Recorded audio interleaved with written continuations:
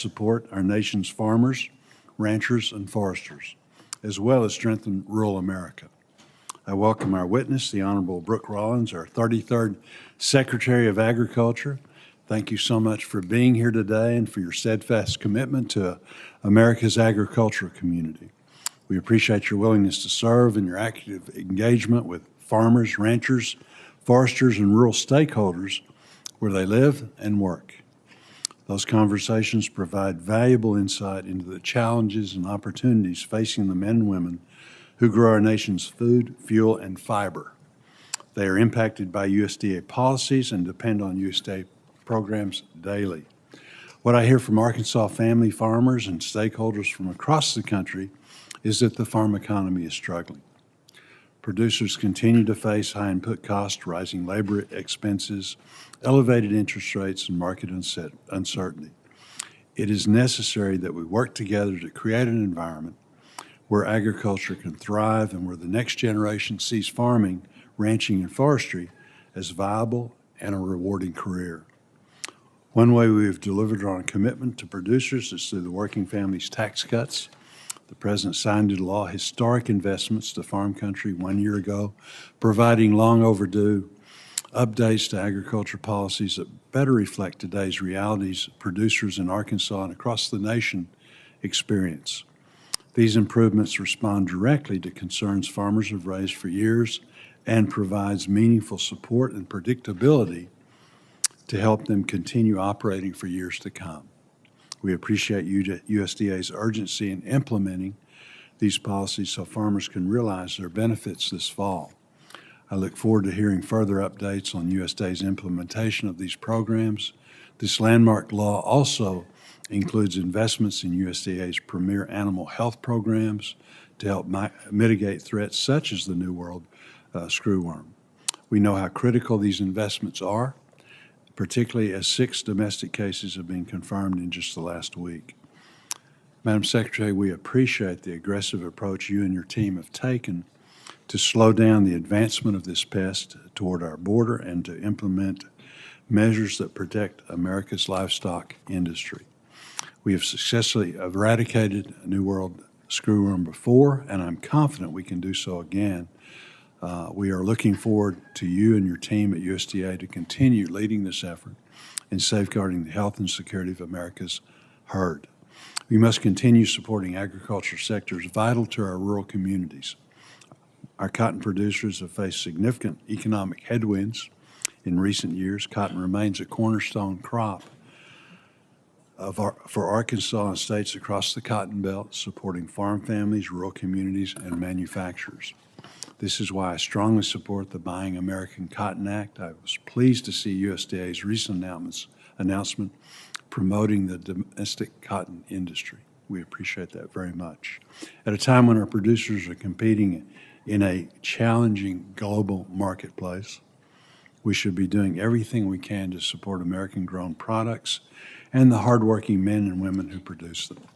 Similarly, I know many of our committee members on both sides of the aisle support year-round E15. I do too, and we are working hard to get that done. We also need to protect the energy security for local and regional communities and protect those jobs in rural America. I support the proposal put forward by Senators Fisher and Capito and hope the Senate moves quickly on that bill. Just as importantly, our producers have access to the resources they need to succeed. Fertilizer remains one of the most significant input costs facing farmers, and they are seeing dramatic rises in cost and are concerned about future availability. The results of the American Farm Bureau Federation survey this year underscores the concerns I continue to hear from producers in Arkansas and across the country. Among Arkansas farmers who responded, only 12% reported pre-ordering fertilizer, highlighting the uncertainty and financial pressures producers are experiencing. I appreciate USDA's attention to this issue as well as the opportunity to join you to discuss long-term strategies to lower the cost of fertilizer. I look forward to working with my colleagues to advance policies to provide relief in the future. We have a tremendous opportunity before us to update farm policies and Farm Bill 2.0. I look forward to releasing text very soon that incorporates many bipartisan measures and, just as importantly, the priorities of farmers, ranchers, and foresters so they have updated policies to meet their needs. I am hopeful we can deliver a farm bill that farmers, ranchers, foresters, and rural communities deserve. Lastly, I remain committed to advancing the farm assistance package Senator Hove and I proposed in January. There are many additional challenges that have risen since then that demonstrate the urgency to provide our producers, including our specialty crop producers, with more support. Again, thank you very much for being here, and I look forward to your testimony. I now turn to our ranking member. I think she's more than that, but turn to Senator Klobuchar for her words of wisdom. Well, thank you. Thank you very much, Mr. Chair, and thank you for being here, Secretary Rollins. And thank you, Mr. Chair, for leading with the hope that we can move forward on a bipartisan farm bill. I appreciate you wanting to ramp up a number of the bipartisan proposals that we have to include. We had a very good meeting with you, with our members. I think people made it clear they're concerned about the inequity of the SNAP shifts to the states, with the big error rate states getting off for 2 years and then the entire Midwest not. And we're hoping once we get the numbers, especially at the end of June, that from the USDA, the final numbers, we might be able to make some changes there, which unite our members, as well as many other issues. I also appreciate you raising the E15 issue, Mr. Chairman, and your support for it, Secretary.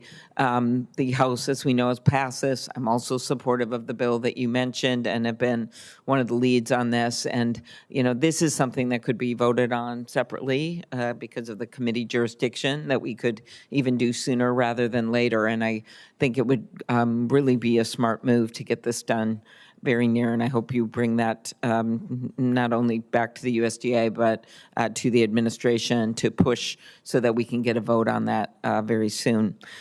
I do want to thank you for the USDA's expedited disaster assistance for farmers, Secretary Rollins, for the losses in 2023 and 2024, and the payments in April, which Senator Slotkin and I had urged. Getting this second payment put over $700 million in Minnesota farmers' pockets this spring.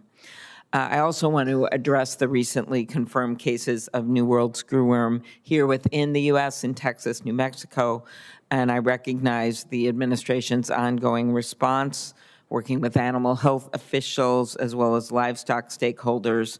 And there clearly we need a long-term response. I continue to be concerned about some of the reorganizations, cuts to USDA, how that could affect our long-term response. Senator Lujan and I will be doing a letter on that immediately after this hearing has concluded. And I'm sure he will ask some questions, as will I. Secretary Rollins, since your last appearance before the committee, it has been a turbulent time for farmers, ranchers, and really all of rural America. Unfortunately, I believe that much of this turbulence could have been entirely preventable. I've been clear that the administration's across-the-board tariffs have been terrible for farmers. The IEEPA tariffs added nearly $1 billion in cost to critical inputs like fertilizers, seed, machinery, and chemicals from February through October of last year. These tariffs, rightfully struck down by the Supreme Court, were so unnecessary, given that the legality, the constitutionality of them were in question from the very beginning, and thus they added so much uncertainty and costs.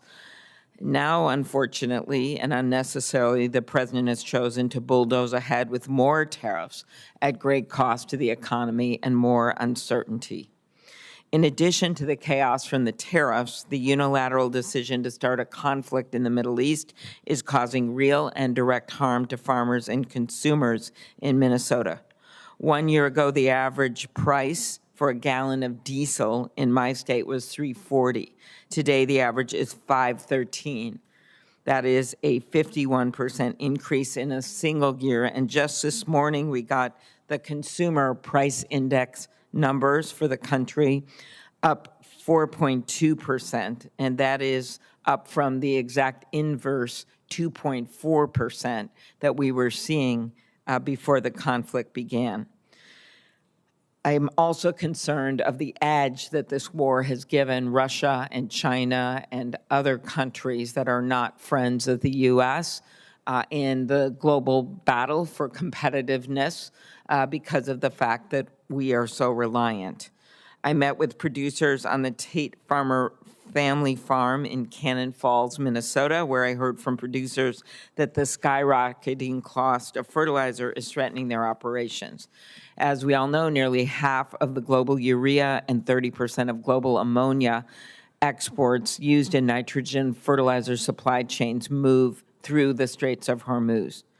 Earlier this spring, the Farm Bureau highlighted the financial strain farmers are experiencing, estimating that 70% of farmers couldn't afford all the fertilizer they needed. Of the farmers they surveyed, 94% said their financial situation has worsened or flatlined in the past year. This morning, a number of us met with key economists, expert economists, about the long term here. And what they told us, this was not really a political-based meeting, was just that even if the Straits of Hormuz were opened immediately, the long-term effect of going through our reserves, as we have done globally, is going to keep these prices high. As I've said before, this is a perfect storm of ugly, to quote one of my soybean farmers. From the fuel and the fertilizer costs to the tariffs, it has made it really hard for our growers, especially our small growers who do not have the reserves, to make long-term business decisions with any confidence. Secretary Rollins, many of us believe that you can be a voice of reason when it comes to these issues with the administration. We know that you have expressed views in the past about the effect this is having on the farm economy. But right now, I fear, and many of us fear, and many of farmers fear, that these voices of reason are falling on deaf ears because on top of the decisions to go into this unilateral war and just to continue these tariffs, we have just seen such pandemonium when it comes to the response and so many bad effects on rural America, from the decision not to extend the Affordable Care Act tax credits, which are percentage-wise more relied on in rural America, to many of the decisions that have been made to reduce staffing, whether it's Social Security or USDA, that people in rural America rely on. My concerns with the USDA right now is this pushing forward of a reorg plan right in the middle of all of this mess. The department has already lost around 20% of its employees, meaning fewer FSA staff to process farm loan and disaster aid applications, just at a time when farmers are facing more problems than they were the year before, the year before, the year before. Fewer NRCS conservationists to help farmers adopt popular conservation practices, and this really does mean something in the Midwest, where many of them rely on these programs, and fewer researchers developing solutions for the challenges our farmers face today, including, as discussed earlier, the New World screwworm. These staff losses come before a series of announcements from the department moving multiple agencies across the country, which we know results in even more disruption to staff. Farmers in Minnesota won't be better served by fewer experienced employees being relocated to Indianapolis, Kansas City, or yes, Salt Lake City, not exactly an ag-focused state. Instead, I encourage the USDA to prioritize staffing local county offices and ARS labs to help farmers access services and tackle issues they are facing right now. The department's reorganization proposal will significantly affect the ability to provide services to USDA stakeholders and the lives of the employees. We are asking for transparency and an open dialogue with the shared goal of ensuring the USDA is efficient and effective in its mission. Our concern is doing this right now in the middle of what is clearly some of the biggest headwinds that we've seen coming at agriculture and at rural America is a huge mistake, because it will mean, of course, less staff to deal with it, less experienced staff to deal with it, and a necessary disruption to serving our farmers. So I look forward to hearing from you today, and I appreciate the members that are here and their input as well. Thank you. Thank you. It's my pleasure to introduce Brooke L. Rollins, the 33rd Secretary of the United States Department of Agriculture. Secretary Rollins is originally from Glens Rose, Texas. Most recently, Secretary Rollins served as the founder, president, and chief executive officer of the America First Policy Institute, AFPI. During President Trump's first administration, she was the director of the Domestic Policy Council and assistant to the president for strategic initiatives in the White House. She also served as director of the Office of American Innovation. In these roles, she developed and managed the transformational domestic policy agenda of the Trump administration, leading to historic achievements for the American people. Rollins graduated with honors from Texas A&M University with a degree in agricultural development and was the first female to be elected student body president. After earning her Juris Doctor with honors at the University of Texas School of Law, she served as Governor Rick Perry's policy director before running the Texas Public Policy Foundation for 15 years. At the foundation, Rollins elevated a small policy organization to a national force and redefined the possibilities for a state-based think tank, setting the model and aspiration for AFPI. Rollins and her husband Mark call Fort Worth Texas home and spend a majority of their free time taxiing their 4 very active children to baseball games and cattle shows and piano lessons and Aggie football games. We appreciate you being here. I think the only thing they left out were your former barrel racing days, That's right. which we can be proud of. So again, thank you for being here, and we look forward to your opening statement. Thank you so much, Chairman Bozeman, Ranking Member Klobuchar, and distinguished members of this committee. In less than 1 month, we will celebrate the 250th anniversary of the adoption of the Declaration of Independence. And its principal author, Thomas Jefferson, once noted that agriculture is truly our wisest pursuit. If we are to secure land and liberty for future generations, we must fight for American agriculture together with every fiber of our being. And we are. Our efforts over the past 17 months reflect the Trump administration's commitment to ensuring that America's food supply remains the best in the world. It's safe, it's reliable, it's healthy, and it's affordable.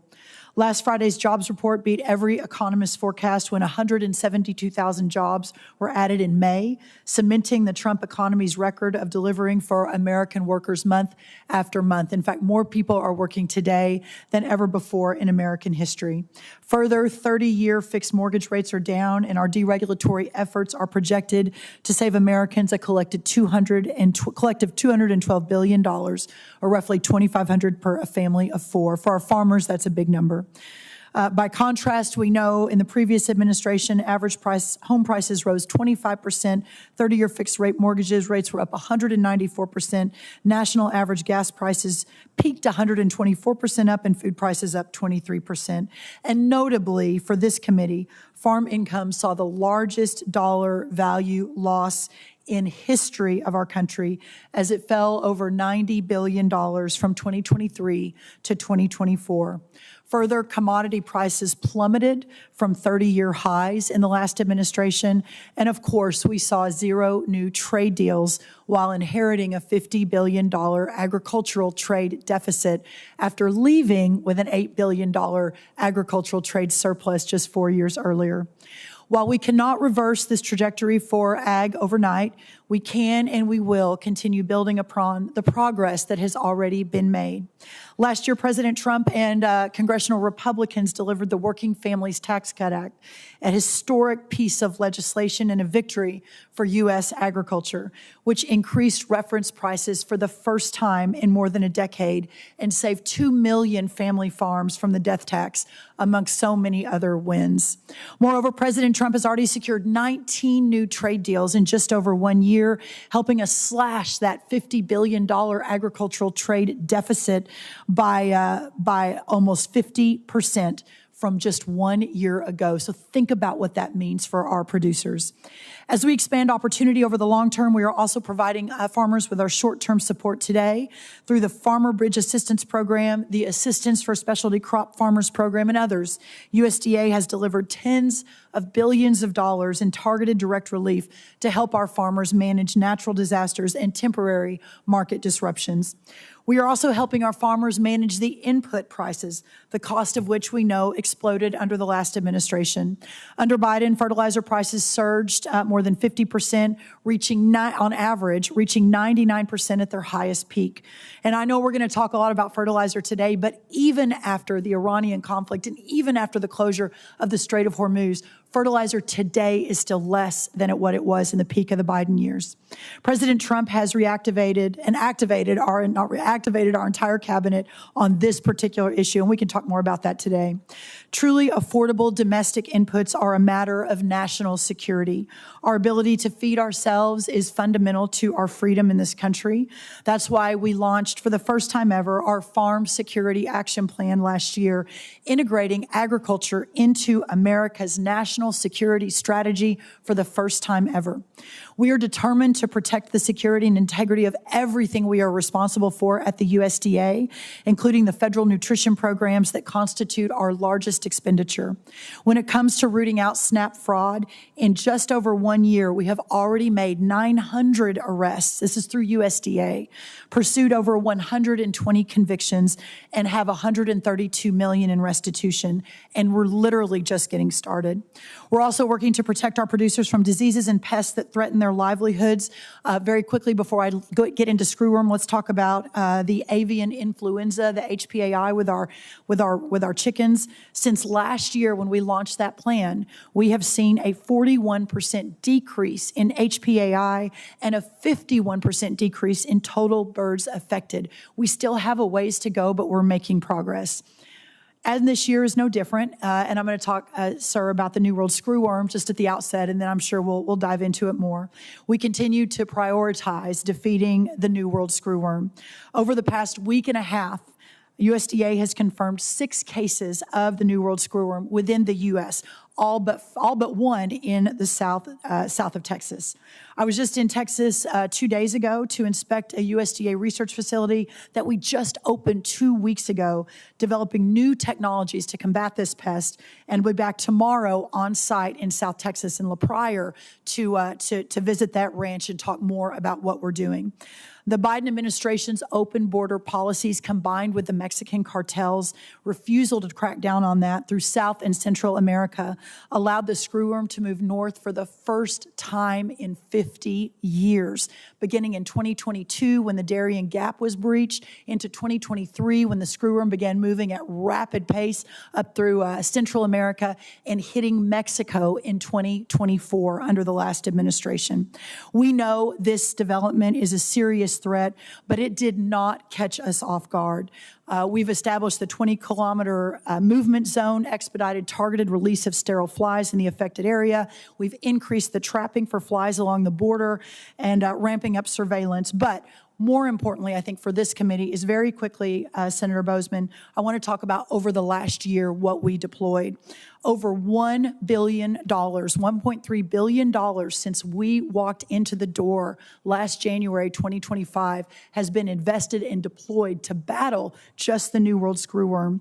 We have been forward-leaning. EPA just approved some new fly technologies we've announced just the last few days, which will significantly increase our ability to battle this through sterile flies. We also broke ground on our Moore air-based sterile fly facility in Texas about 6 months ago. That's a $750 million project. And that also opening up a dispersal facility earlier this year for the first time, and outfitting a facility in Matapa, Mexico that will open this month that will increase our sterile fly production by 100 million flies. That all happened because of what we implemented over a year ago in preparation for this moment. And since January 2025, and this is a really, really important point for those who are saying that we were caught unprepared. When we walked in the door in January 2025, the last USDA had an equivalent of 10 full-time employees working on the New World screwworm. So about 17 months ago. A week ago, before it was even confirmed, we had over 110 full-time staff that we had staffed up over the last 15 months in preparation, almost a 1,000% increase in over a year in preparation. In short, we're using every single tool at our disposal, working very closely with our governor, Governor Greg Abbott, and all of the teams on the ground in Texas, in New Mexico, and across this country. Thank you again for the opportunity to be here, Senator and Ranking Member Klobuchar. As we celebrate our 250 years of freedom, I know we will continue to fight together for the men and women who feed and clothe and fuel this great country and the world. I look forward to your questions. Thank you. No, thank you very much for being here again. And we're going to start our round of questioning. We're going to have 7 minutes to ask our questions, which is longer than normal. But I would ask you to be sure and adhere to the time, because we've got a lot of people that are going to want to ask questions. And there is an incredible amount of stuff going on as we speak right now throughout Congress. So we do appreciate the hard work that you've done and the preparation, slowing things down so that we would have additional time to get ready for this concerning the screwworm. I guess the only question I would have, is there any more authorities that we need to give you, or any more resources that would be helpful as we fight this battle? I appreciate that question, and I know I'm on multiple calls every day since we have moved now into the next phase of the battle. You all know we closed the ports a year ago, which was a very difficult decision, especially for our feeders in Texas. But the purpose was every model showed screwworm hitting our side of the border last summer. So that would have been just about 8 or 12 weeks after we came into office. And I looked at all the facts and said, we've got to slow this down and do whatever we can to be better prepared when it gets here. And that's what we were able to do. So, Senator Boozman, right now, there are no additional authorities, but I really appreciate the question. I want to give a big shout out to my boss, President Trump. Last spring, as you know, we were deep into the Department of Government Efficiency with Mr. Musk, and we were working to try to return the footprint of government back to something that was reasonable for our taxpayers and for our country. But I walked in the Oval Office and I said, sir, there is a pretty serious threat to our livestock that's headed our way. And when we need 500 million sterile flies a week, we're only producing 100 million out of Panama because everyone took their eye off the ball years ago. And unfortunately, because of the border policies, it's coming our way. And he said, well, what do you need? And I said, well, I need $1 billion to start building a significant facility to surge staff. This was about 14 or 15 months ago. And without hesitation, a couple of questions, but without hesitation, he said, go. So because of that green light, we were able to move very quickly to prepare for today. But we'll stay in very close touch on that, Mr. Chairman. Thank you. Good. Very much. I think I can speak for the committee that we're all committed to helping in any way that we can, and we do appreciate your efforts. As I mentioned in my opening statement, farmers across the country are struggling in this economic environment. I was pleased that we were able to secure $10 billion in economic assistance at the end of 2024, which your department implemented very, very quickly. And I appreciate the administration developing additional programs late last year to provide further assistance to our row crop and specialty crop producers. I think that we all realize that this is still not enough to stop the bleeding in farm country, which is why we're working with Senator Hoeven to build upon the Farmer Bridge Assistance Program and the Assistance for Specialty Crop Farmers Program. I was pleased to hear that the President mentioned additional assistance during his event in Wisconsin last week. Can you confirm that that this is hopefully we'll have a supplemental appropriations in the very near future, and that this is something that we could get included as we go forward? I will confirm that this president, on the trip to Wisconsin, while we were in Wisconsin, on the trip back, his commitment and love for rural America and our farmers is real. And as he said, so I'm not getting ahead of him. I'm always a little bit concerned about getting ahead of him. But he said at the event on Friday that he wanted to do more. And so I think we can work arm in arm and hand in hand across hopefully both sides of the aisle and get to another point where that is possible and feasible for our farmers. No, and I certainly don't want to speak for him either. But when we were able to, sign and, able to come up with the dollars previously, we mentioned then, that this was great, and everybody was very grateful for his support, not only in this administration, but in the past one for our farmers, but that we might have to come back, and he agreed with that. So I'm very pleased that the administration is being aggressive in negotiating new trade agreements and putting high priority on opening markets for ag products in these negotiations. I commend the administration for completing 19 agreements since the time President Trump took office. I also firmly believe that in addition to strengthening our export markets, we must build demand here at home. As I mentioned in my opening statement, I support legislation aimed at increasing domestic demand for ag products like the Buying American Cotton Act, the Fisher-Capito Klobuchar year-round E15 bill. What other actions is the administration taking to increase domestic demand for our American ag products? Or are there areas in which the Senate and administration can work together on?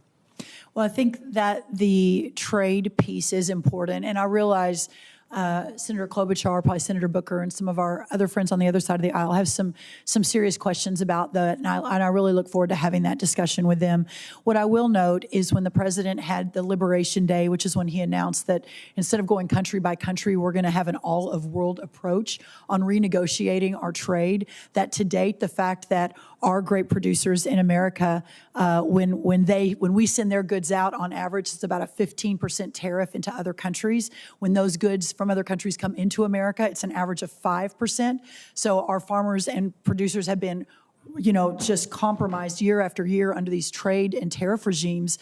And so in just over a year, 19 new trade deals is remarkable. It is historical. It is unprecedented, and it is already paying dividends. As I mentioned, we've cut the agricultural trade deficit in half in 1 year. We expect it to come down another 30% this year. Corn exports are going to be record-breaking based on the numbers that just came out yesterday. We expect a 35% increase in volume in corn exports. Dairy exports are going to be up almost 10%. Sorghum is going to be up almost 100%. Tree nuts up 11%. Ethanol up at least 11%, probably more. Wheat exports are up 8%. Soybean oil up 129%. To your point, Mr. Chairman, this opportunity, this is what farmers want. They don't want to farm for a check from the government. They want to farm to be able to sell their their goods on an open market that's fair. So that's the international play. And then to your point about the local domestic markets, opening that up as well, whether it's E15 or 45Z, all of the work that this administration has done, again, unprecedented, the moves that we've made for our biofuels community, et cetera. And then the next step down, and I know you've mentioned cotton, Senator Hyde-Smith and I have talked round and around. I give her a lot of credit for bringing the cotton to my attention. And also when I've been out in the country, I've been to almost every state. I've visited with thousands of farmers, and I kept hearing cotton and rice, honestly, coming up again and again and again as is really, really struggling. The moment that captured in my mind, especially with cotton, is with the Make America Healthy again, how we have basically offshored all of our clothing production. 97% of our clothes today are made with synthetic fiber from a foreign adversary, and that's bad enough. But then when you look at the health impact of the sheets we sleep in, of the clothes we put on our bodies, that's real. So the cotton, I think, renaissance is coming, and I'm really proud to be a part of that with y'all. Very good. Thank you, Senator Klobuchar. Thank you very much, Mr. Chair. Secretary Rollins, the numbers for me that matter is the numbers like bankruptcy numbers. And in the first quarter, we've had a number of farm bankruptcies in our state with calls to the Minnesota Farm and Rural Helpline up 200%. Nationwide, Chapter 12 farm bankruptcies increased for the second year in a row, reaching 315 filings in 2025. This is a 46% increase from 2024. I just think those numbers don't lie. Farmer lender mediation notices are the highest they have been since 2019.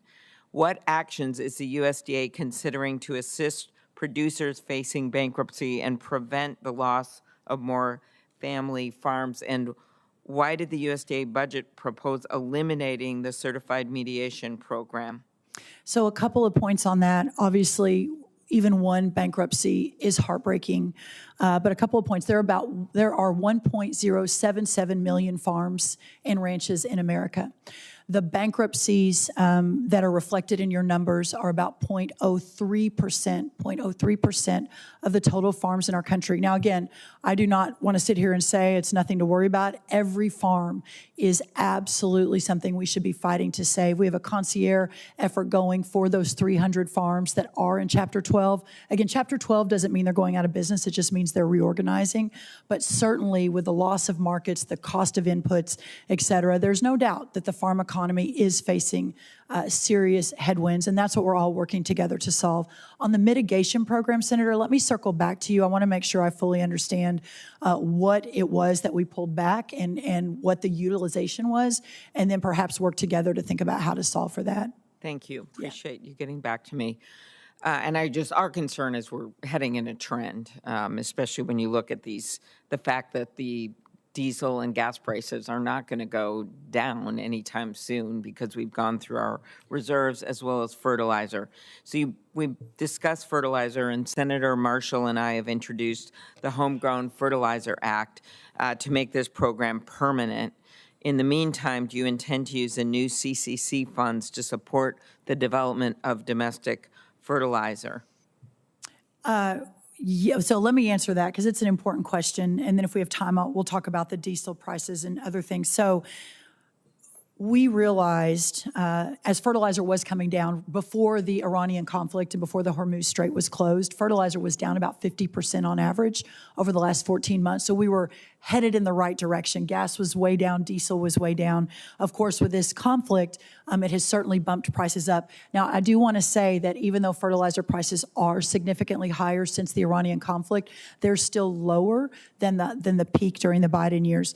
Having said that, Senator, what this conversation has allowed is a light to be shined on the fact that we've offshored our fertilizer production to almost 50% of total fertilizer in the last couple of decades. This did not happen under any one administration.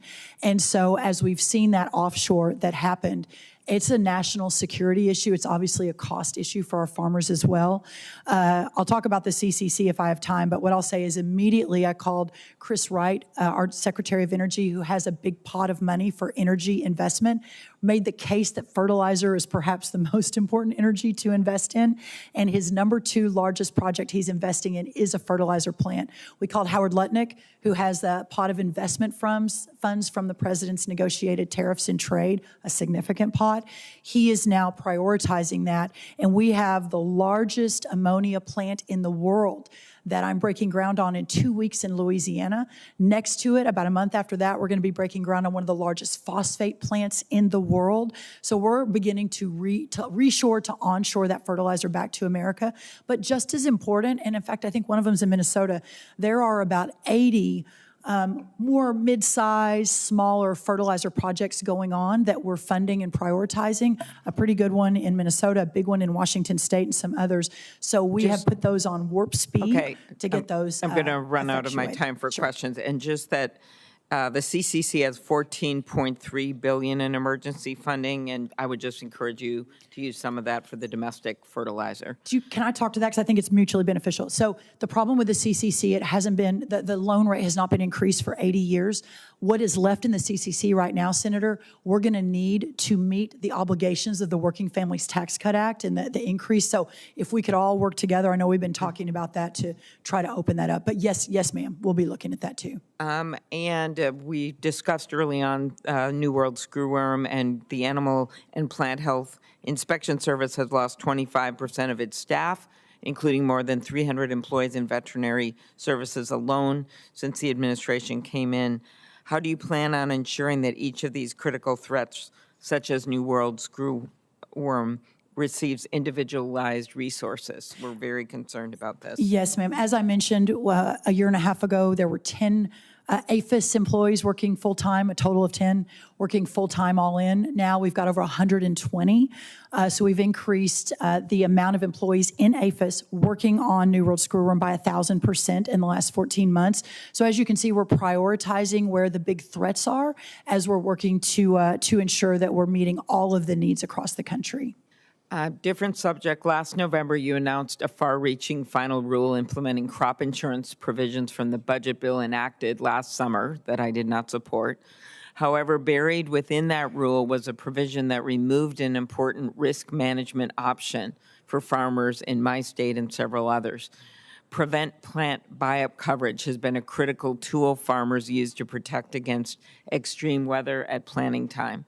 On January 22nd, Chairman Bozeman, Senator Hoeven, and I led 16 of our colleagues asking the USDA to reverse this decision, and Undersecretary Fordyce replied in April indicating that concerns are being evaluated. What is the status of our request?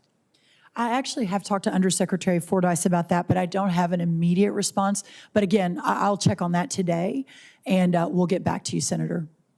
Okay, thank you very much. Thank you so And I'll have much. questions later. Thanks. Okay, sounds good. Thank you. Senator Marshall. All right, Chairman, thank you, and welcome, Secretary. E15, those are my top three priorities, and I'm preaching to the choir. Thank you for your support of this.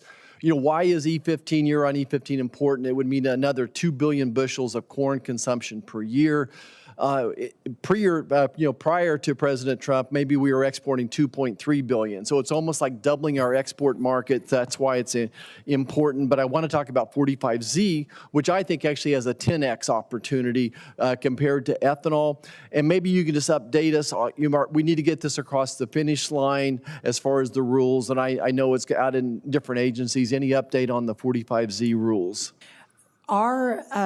Obviously, there's multiple hands in the proverbial rule pot in the administration, but it is a top priority for me personally, and certainly my partners around the cabinet understand that. So it is imminent, forthcoming. I don't want to give you an exact date, but it is coming hopefully very quickly.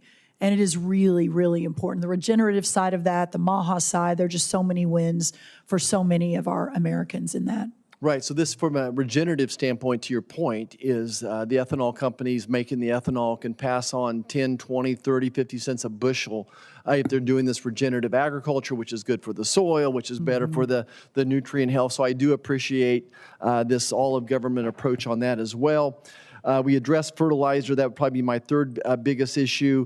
On trade, want to emphasize value add is when the American farmer makes money. When we turn corn into beef, when we turn soybeans into diesel, that's when the American farmer makes money. And I'm sure you're constantly communicating that to USTR. What are the opportunities you think this going forward at these 19 trade deals on the value add part of this? I think they are unlimited. And as I traveled a little bit of the world last year and talked to some of these other countries, I was sat down with some ethanol buyers in England. And as so many of these countries, whether we agree with them or not, but they have put themselves into a certain category of reaching certain numbers on carbon, et cetera. It is our farmers in America that will be, I believe, the most benefited from those rules around the world. And so now my job at USDA and our other wonderful trade negotiators, Lutnick and Greer and Besant, have this at the top of their list wherever they go. So again, we're already going to break records this year on corn exports. Ethanol exports are going to break records. But again, I think it's just the beginning of the opportunity. Okay, I want to give you an opportunity to talk a little bit more about the CCC needs. And the background to me is this. No one has done more for the American farmer in rural America than President Trump has done these last 2 years. We added $65 billion to crop insurance, crop protection. He signed $40-some billion of farm aid, a $50 billion rural health transformation fund. We doubled the death tax exemption. The 199A permanent pass-through was so important to the American farmers, and bonus depreciation, interest deductibility. I'm not sure what I'm missing. The but death tax. So we doubled the death tax exemption. So we did a lot. We're increasing trade. And yet we're struggling, I think, mainly due to input cost. And we do need some more help, I'm afraid. We need to help more. Well, what does that look like to you? Whether it's more fertilizer, like Senator Klobuchar pointed out, some monies towards those projects. Tell me a little bit more about what you feel the need is and what we need to do to replenish the CCC. Well, I want to be careful because I don't want to get ahead of our entire team, OMB, et cetera. And so just know that those conversations are absolutely ongoing. And again, that $30 billion limit is what, 6 or 7 decades ago, I think, not tied to inflation. If it had just been tied to inflation when it was first enacted, we'd be at $90 billion for the CCC, this loan authority that allows us to move into important urgent issues. So I really look forward to working with you all. I know across the aisle, everyone is very focused on this, at least in this room, but let's keep working together on that and seeing what we can get done. Yeah, let's kind of probably finish on this screwworm. First of all, I think it's important Americans realize there's no threat to the food supply. To the food supply. Correct. And trying to explain this to people is a little tough, but you and I grew up on ranches, and first of all, no rancher would take an animal with this big, ugly, fleshy wound to the locker plant, first of all. Correct. Second of all, even if a human ate, let's say it's a deer. Let's say you shot a deer and you're eating this and it happened to have this screwworm in it, that our own digestive system would destroy that. I think that's important to point out. I think it's important to point out that we saw this coming under the previous administration and they refused to respond.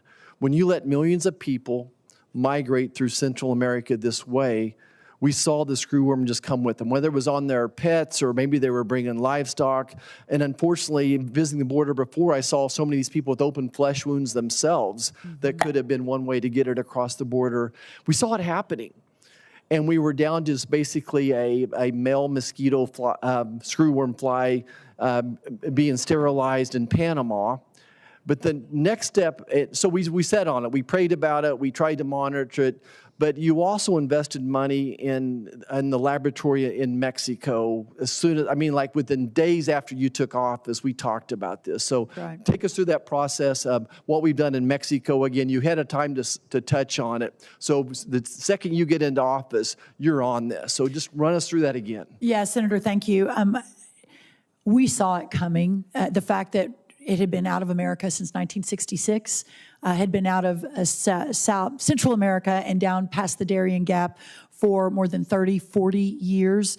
I think that that as it began to make its way north, starting in 2021, 2022, it gets into Central America. 2023 gets into South Mexico, and of course 2024 begins to make its way through Mexico.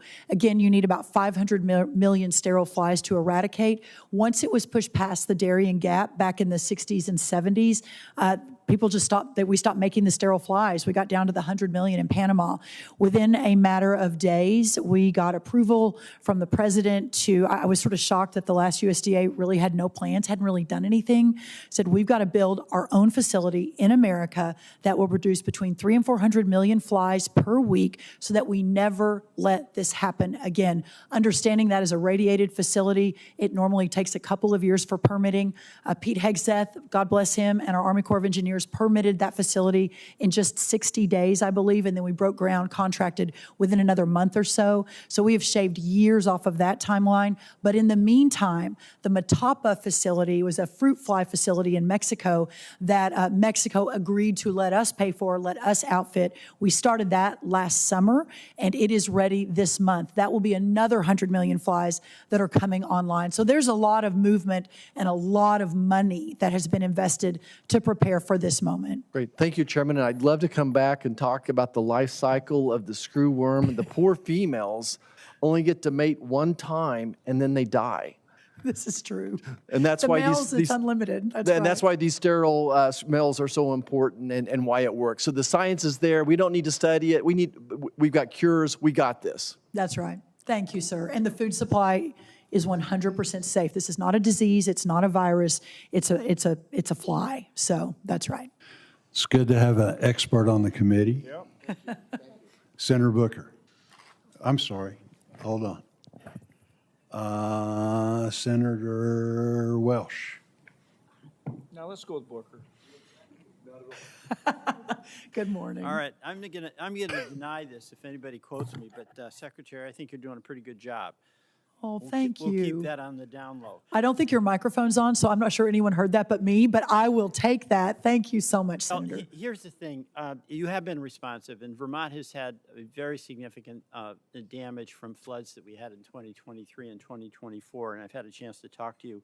But let me just ask you if you can tell us, Vermonters, what the status is of the Disaster Assistance Block Grant, and then also the USDA Rural Development Disaster Assistance Fund. And both of those are $31 million. We've been going through the process, and hopefully the money will be delivered, but it'll make a huge difference to us in Vermont. No, that's right. And I really appreciate, obviously I'm from Texas, I'm from cotton and cattle. I grew up in the summers on my grandparents' row crop farm in Minnesota. So I knew row crops and I knew corn, cotton and cattle coming into this job. I did not know specialty crops, obviously as much. And you and others, again, working across the aisle have been, and some of your colleagues from the Northeast in California, frankly, have just been really, really good at making sure that I fully understand the challenges facing our specialty crop producers. So the block grant that you're speaking of, most of the Northeast is in paperwork process. Some of them are complete. I should have had Vermont front of center, and I don't, but I'll follow up with you on that. If it hasn't been deployed yet, then it will be imminently. That was a little more challenging for us than the typical row crop or typical cattle application, again, because there are so many specialty crops, and every one of them is different, and they're the smaller farmer in this country. They don't have the armies of paperwork doers, Right. so Okay. we've been working with the states So on we that. can be somewhat, I mean, we're talking about two things, the disaster assistance, that's 31.7 million, and then the USDA Disaster Assistance Fund. And your office has been responsive to me, but what I understand is that both of those are on track for deployment quite soon, right? Well, in fact, the crack staff behind me said we signed Vermont yesterday. So that's- it's done and should be moving out. The block grant piece of that. Mr. Chairman, I like that kind of service. Very much. I should thank you. appreciate you. You know, the other thing, the USDA is extremely helpful to us and really helpful to us in Vermont. There have been some staffing cuts, and there's also been loss of staff by attrition, and there's not been replacement. And it really is a governmental agency that has made a significant difference for Vermont ag. Can you tell me about the prospects of restaffing so that we get the help that we need? Absolutely. And my ask for you, sir, and you can pass me off to anyone that has better information if you don't have it, but if we could just get a list of whether it's NRCS or FSA or RD, wherever you are really compromised, where you don't have enough staff, we will prioritize that in the Okay, rehiring. we will do that. That would be great. We'll get a really good look on that. Okay, there's another program in Vermont, it's called the Access and Development Program. And it's really helpful for us in our maple producers in Vermont. And Vermont, of course, produces the most maple syrup, the best maple syrup in the United States. In the world? Yes, thank you for that. And there's a 30-day requirement window is far shorter than any of the previous 9 years, and it's making it somewhat difficult to meet internal organizational deadlines. Can we work with you about extending that period of application to give our institutions more time to get the benefit of this? Absolutely, because I know we adjusted that particular program. So yes, if we need more time, then yes, let's make sure that happens. All right. And, you know, I want to talk a little bit about Food for Peace. You know, that has been such a contribution that the United States has made to hunger across the world. And I understand there's a memorandum of understanding with the USDA in the State Department that would give USDA temporary authority to administer this incredibly important program. And can you just describe this and the steps that you would take to make certain that the goals of the Food for Peace program continue to be met with this organizational restructuring? Yes, it's my understanding our Undersecretary for Trade, Luke Lindbergh, has really driven that, and I think it's been a successful transition. We talked about this in my confirmation hearing a year ago, and it actually happened, and we're really happy to take the program and do with it what we could. If you've heard differently, please let us know how we can improve, but really glad to have it. I think it probably needs to be codified at some point because it's just under an MOU, so it may switch back, but we're fully in support of moving it to USDA fully. I'm going to be quick because I only have a couple of minutes. Just on the net, you were mentioning organics and vegetables. The certification program that farmers have to go through in order to get organic status, there's been a cost share, and what I understand is there is a move now to increase the burden or the share of cost that the farmer has to bear. And I want your cooperation on that because I think that increasing that cost to our farmers is going to diminish the ability of farmers who do want to make the choice to go to organic to do so. Can we work with you on that? Yes, of course. And I know the Working Families Tax Cut included extra money for that program. So, yeah, we'll look forward to building that out. You know, and finally, this is not anything that you have control over, but I am so alarmed and concerned about the well-being of agriculture, not just in Vermont, but across the country. I agree. You know, a graph that you provided, your office provided, shows that in all the big commodity crops of all my colleagues, it's costing the farmers more to produce than they're getting paid. Mm-hmm. And that is just not a sustainable situation. That's right. And, you know, some of the costs are related to tariffs. That's not your policy, but it's having a big impact on the input cost, fertilizer.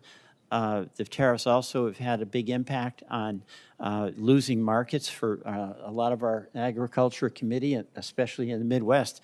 And I'm not going to ask you to defend those. That's not your decision or choice. But I just want to express to you that I am really concerned about the well-being of agriculture in this country, where farmers have to pay more than they're getting paid for the crop that they make. Mm-hmm. And also, I think this committee has to address this, Mr. Chairman. You know, our farmers create an immense amount of wealth. They just don't get any of it. That's right. And that is not right. Mm-hmm. So I think you agree with me on this, but I just wanted to make that statement. Thank you. Thank you. And if I may, just very quickly, Senator Bozeman, and I know, Senator Welsh, you and I could disagree on this, but from my perspective, having watched the tariff and the trade negotiations around the world, it has opened up these 19 new trade deals, the highest corn exports on record, highest tree nuts on record. We've cut the agricultural trade deficit that we inherited, about $50 billion, in half in just 1 year. So I understand it's been an imperfect process, but we have actually made a lot of strides for our farmers. Thank you, Madam Secretary. Thank you. Senator Tuberville. Thank you, Mr. Chairman. Thank you, Secretary, for being here. This, it's a disaster, we all know. We don't like to go back in time, but in the previous administration, we lost 150,000 farmers and 25,000 farms. A disaster. It hadn't stopped. We're still losing because when you have all those high input costs up to this point, the farmers and producers in my state of Alabama, when you have a 4 or 5 year losing streak, in coaching you get fired. Well, in farming, you go broke. And that's what's happening. We're having tough problems. Just one question about the screwworm. Have we opened any of the border in Mexico, either the west coast or the east coast of the border? No, the ports have been closed for a year. Yeah. And that allowed us to keep it out. I think that if we'd opened any of those ports, we would have had it on our side 6 months, 8 months, 10 months ago. Are you putting the fly traps or whatever you call them all along the border? Where are they? They are. They're all along the border. We have a polygon that gets adjusted every day. So on Wednesday of last week, when the calf with the first confirmed case, a 3-week-old calf in La Pryor, Texas, was confirmed, we, within 4 hours, were dropping 8 million sterile flies right on top of that ranch, and they have had no other cases. I mean, this just proves the efficacy of the technology. So yes, we're constantly moving based on where the cases are popping up. And this month, again, we'll have more coming online out of Matapa, so we'll be able to expand that. Hopefully with the Novo Fly, we'll be able to even exponentially expand it by the end of the year. And then we're moving up the timeline to get that big production facility ready to go, hopefully before next summer. Can our packers and producers make it without Mexican beef? Well, I think the larger question is a good one, and that is that our packers are losing a lot of money right now because we don't have, it's the lowest cattle herd in history of our country. But what's important to realize is that's a worldwide phenomenon, and there's a lot of reasons for that. Listen, in America, there's no question the previous 4 years to us, the ranchers were not number one on the policy list. There was grazing land taken away. A lot of USDA money was shifted to more climate-focused projects, et cetera. You had a lot of issues with a lot of the different pushback on that. And then you combine that with the Make America Healthy Again movement. We have a higher demand for beef today than we've ever had before. The carcass weights are bigger now because of genetics, so we don't have less beef on the shelves. We have about the same amount of beef on the shelves. What's happened is more people are eating it and want it. And as the price has gone up, the demand continues to increase too. So we've just got to get more cattle here as soon as possible and incentivize our ranchers to retain. It's hard to do that when the prices are really good for these cattle. And the average herd in America is 45 head. What that tells you is that almost every ag producer has a herd of cattle, and that's keeping them afloat. Yeah. Switch gears here a little bit. My foresters are getting killed. Our sawmills are closing down. We're getting beat up by Canada. I think we have a 25% tariff on Canada. It needs to be about 60, 70%. They are flooding our country with lumber. And our sawmills are going out. We're losing paper mills. We have we have no place for our wood residuals to go. I mean, it's becoming a disaster. Our crop farmers are having problems. Our foresters are having problems. What's your thoughts on the problem we're having with our foresters? Yeah, I should have mentioned, I said cotton, rice, and we should put forest timber on there too. We are similar to cotton and rice. We've released cotton, rice is coming, but timber is next. And I think there's a lot we can do on the international front with the trade team to continue to push this and prioritize it, because you're right. And this is one of the fundamental, original agriculture producers in this country is our foresters, our timber guys, and the timber mills. And there's a lot of opportunity there, just as we've done in biofuels. I think there's a lot in biomass we can do. So we'll stay focused on that, and let's work with your office. Yeah, China can come in and buy our lumber, our trees, and cut our trees, put them on ships, ship them back, mill them, make cabinets out of them, the same that we make here, ship them back, and they undercut our prices. Mm-hmm. And we need to tariff the hell out of China. Yeah. I don't understand that. I don't understand why we cannot protect our people in our country. And I know it's all about diplomacy, but at the end of the day, we have got to save the people that make things in this country. That's what President Trump wanted. He wants, hey, let's make things here. Good. Let's tariff the hell out of the people that are shipping in stuff that we can't undercut. One other thing before my time runs out. Gulf Coast shrimpers, they continue to face pressure from imported seafood that is often sold at an unfair price due to foreign subsidies and dumping prices. Can you address that? There is no doubt our Gulf coasters, well, really all of our coasts are seeing this. North Carolina has a big issue too. We opened the first ever Office of Seafood. I don't know, Senator, if you were tracking that. I know somewhere at USDA. Before, our seafooders, our farmers of the sea have never even had really a home in the federal government. But about 6 months ago, we opened our Office of Seafood with the sole purpose of making sure that we can better, more actively, and more vigorously advocate for our fishermen. And the shrimpers are just, whether it's that or labor, there's just all kinds of challenges there, but we're fully focused on it. Yeah, here's the problem I have. We raise on the Gulf Coast about 4% of the shrimp that we eat in our country. So 96% of the shrimp that we eat comes from other countries. If you buy it in a grocery store, basically if you're not on the coast, you're eating shrimp that comes from sewers, from Vietnam, from Cambodia. I mean, it's atrocious. Yeah. And I think we need more oversight on that. You know, it looks great when it comes in these frozen packages in the grocery store, but we're putting it in our bodies. We're worried about MAHA, and it's a catastrophe. That's right. One other thing, real quick. You spoke about the National Farm Security Action Plan. How are you working with the Department of War with this for our national security? I have been so pleased at not just Secretary Hegseth, but across Secretary Bessent, all of the different cabinet colleagues of mine that have accepted agriculture with open arms and put ag at the very top of the list. I'm now part of the CFIUS committee. I can't believe ag was never part of CFIUS before, the Foreign Investment Relation Committee out of the White House, reviewing everything that's happening in America from foreign entities and adversaries. So it's been extremely positive. Thank you. Thank you, Mr. Chairman. Thank you, Senator. Senator Schiff. Thank you, Mr. Chairman. Hi, Madam Secretary. Good morning. You were recently in California, so you know how important our Golden State is to producing healthy fruits and vegetables. This is why last week I introduced a package of 6 bills to increase support and level the playing field for specialty crop farmers. I want to thank you for moving in the right direction with an increased allotment for specialty crop farmers from an initial $850 million to $1.625 billion for assistance to specialty crop farmers. However, specialty crops account for 30% of the total U.S. crop sales, and the industry is facing several $billion in losses due to market disruptions over the last year and a half.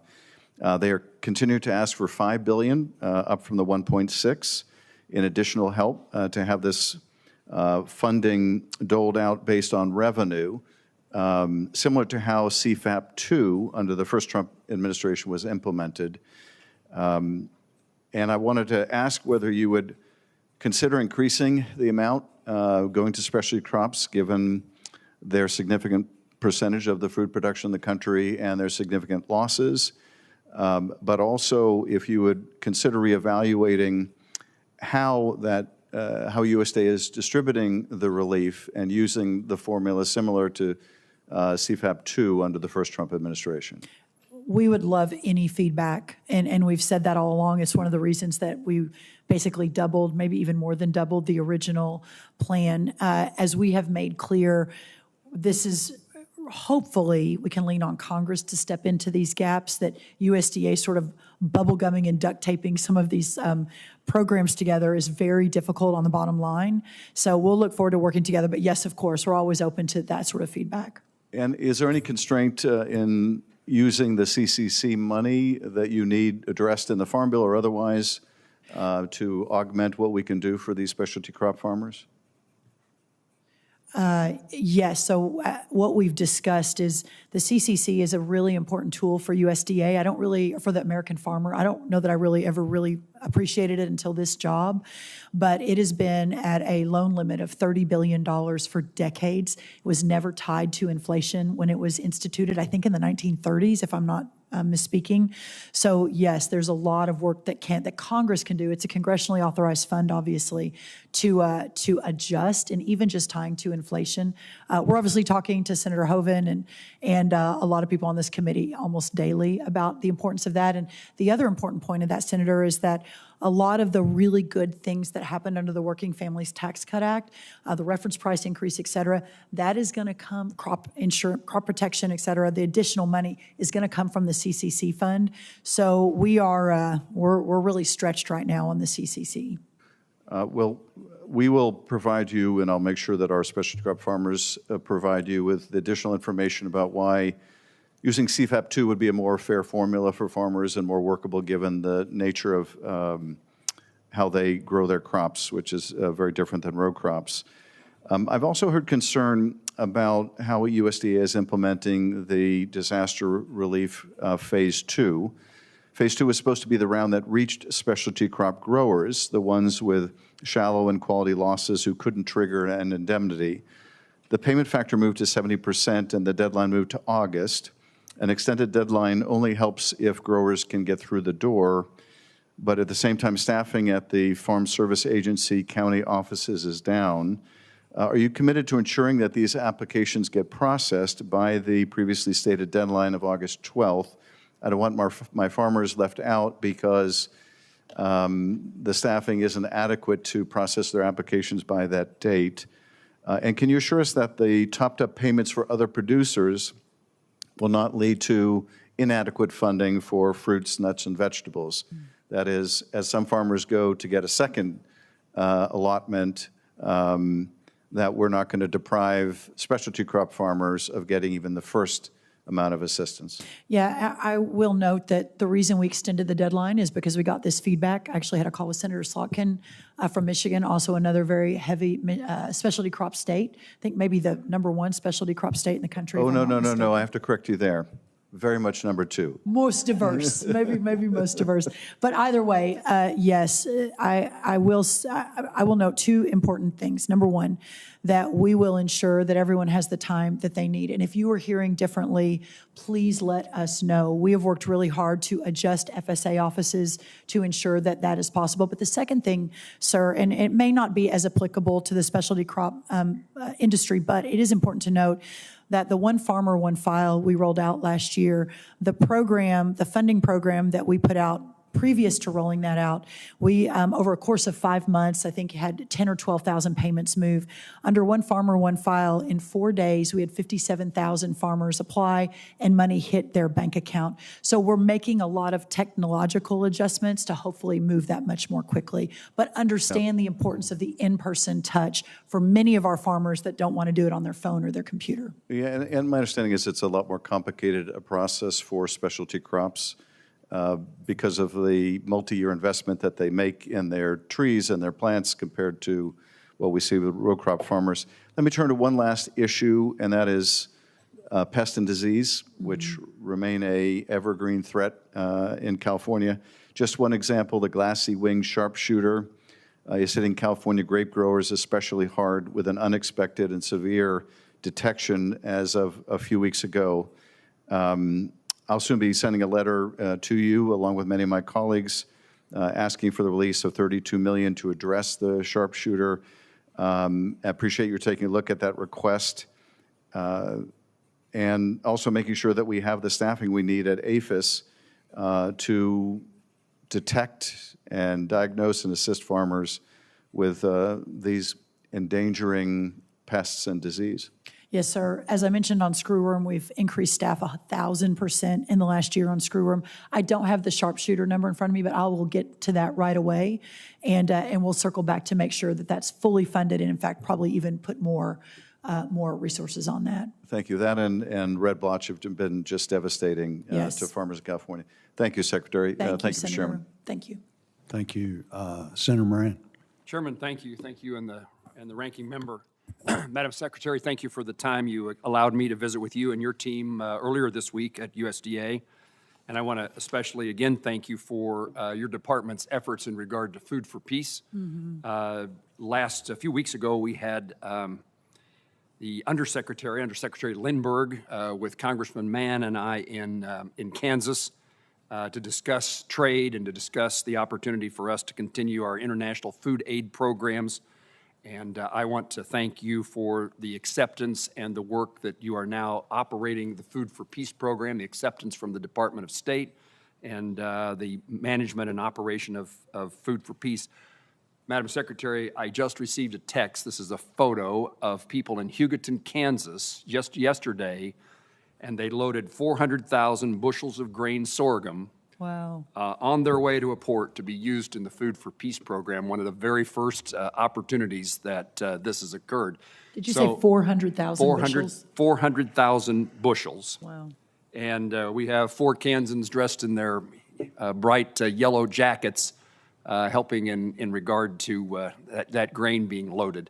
That's a beneficial thing economically, but there's an emotional attachment that comes with all farmers, all agriculture producers, in the noble pursuit of their profession that feeds a hungry world.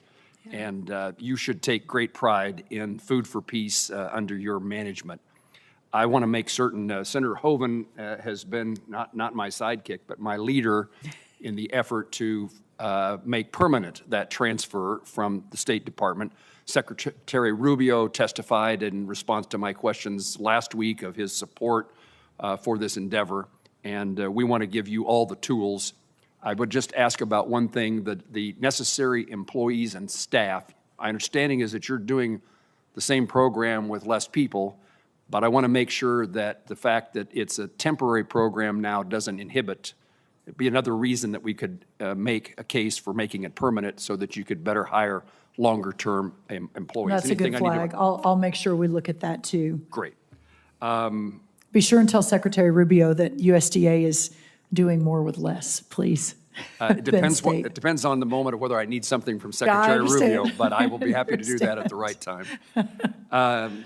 Kansas, long-time leading state in cattle feeding, and I say that to a Texan. Large numbers of animals are shipped across the country to be finished. Unfortunately, this movement of cattle has also increased the presence of the Asian longhorned tick, another one for us to be concerned about. It's an invasive parasite that poses a threat to our livestock industry. USDA's resources are stretched across numerous animal health priorities, but I want to make sure that we elevate the urgency of this issue to you and to the department as its risks are expanding and present not only in Kansas, but now nationwide. And so I want to highlight that issue. Madam Secretary, I also want to highlight at the same time the importance of the National Bio-Agri-Science Facility in Manhattan, Kansas. It's the replacement for Plum Island, currently managed by the Department of Homeland Security. When it transfers from Plum Island to NBAF, it becomes a part of the Department of Agriculture. It is a part of the Department of Agriculture now, but the task will become part of your responsibility. I wanted you to know that I talked this morning by phone with the Secretary of Homeland Security and indicated in a very brief conversation about the importance of the transition between Plum Island and NBAF, and he indicated a willingness to work with you and to work with us to make sure that transition works smoothly. So it's on his radar screen. I'm actually headed there after this for a meeting on another topic, but I'll bring it up then too. Great, thank you. And then finally, I want to mention about the importance of the haying and grazing of CRP. We've had significant fires, grassland fires in Kansas, tens of thousands of acres burned, significant number of cattle affected, and boy, the challenges of farmers and rural fire departments in fighting fires that across huge expanses. One of the reasons, I was asking when I was in Clark and Meade counties in southwest Kansas earlier this month, why the prevalence of these fires, they seem to be more frequent than in the past. And the answer, at least in part, is CRP. And it's kind of the nature of rainfall in our state. We've been in a multi-year, 5-year drought, but about a year ago we started having rains again, and the grass on the CRP ground grew and became fuel for fires.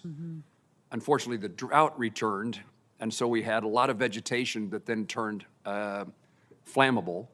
And so I'd like to work with the department. I'm a sponsor of legislation with Senator Klobuchar and Senator Thune and others in regard to some of these issues about the improvement of the use, the flexibility of using CRP ground. And I hope that we understand that it can be a part of the Farm Bill as we mark up that important piece of legislation. But in the meantime, anything that USDA can do, and the point I would make is, I didn't really realize this. I always have known the importance of haying and grazing CRP ground in a drought and the need for feed for cattle. But the other component of that is that CRP ground needs to be at least grazed to keep it from becoming the source of the fire that kills the cattle or that destroys their feed. So we have a significant opportunity, I think, in CRP to better manage and in the process improve the environment by reducing the chances of fire. Well, and not only that, when you look at trying to rebuild the herd, then we need that land to get more cattle on. So very important at this time, too. That's yes. right. That's Thank right. You. No, I look forward to that, too. Thank you, Senator. Thank you, Secretary. Senator Lujan. Thank you, Mr. Chairman. Secretary, if I may continue there where Senator Moran was, you know, in some of the western states now, and I see Vet here, it's good to see you, Representative.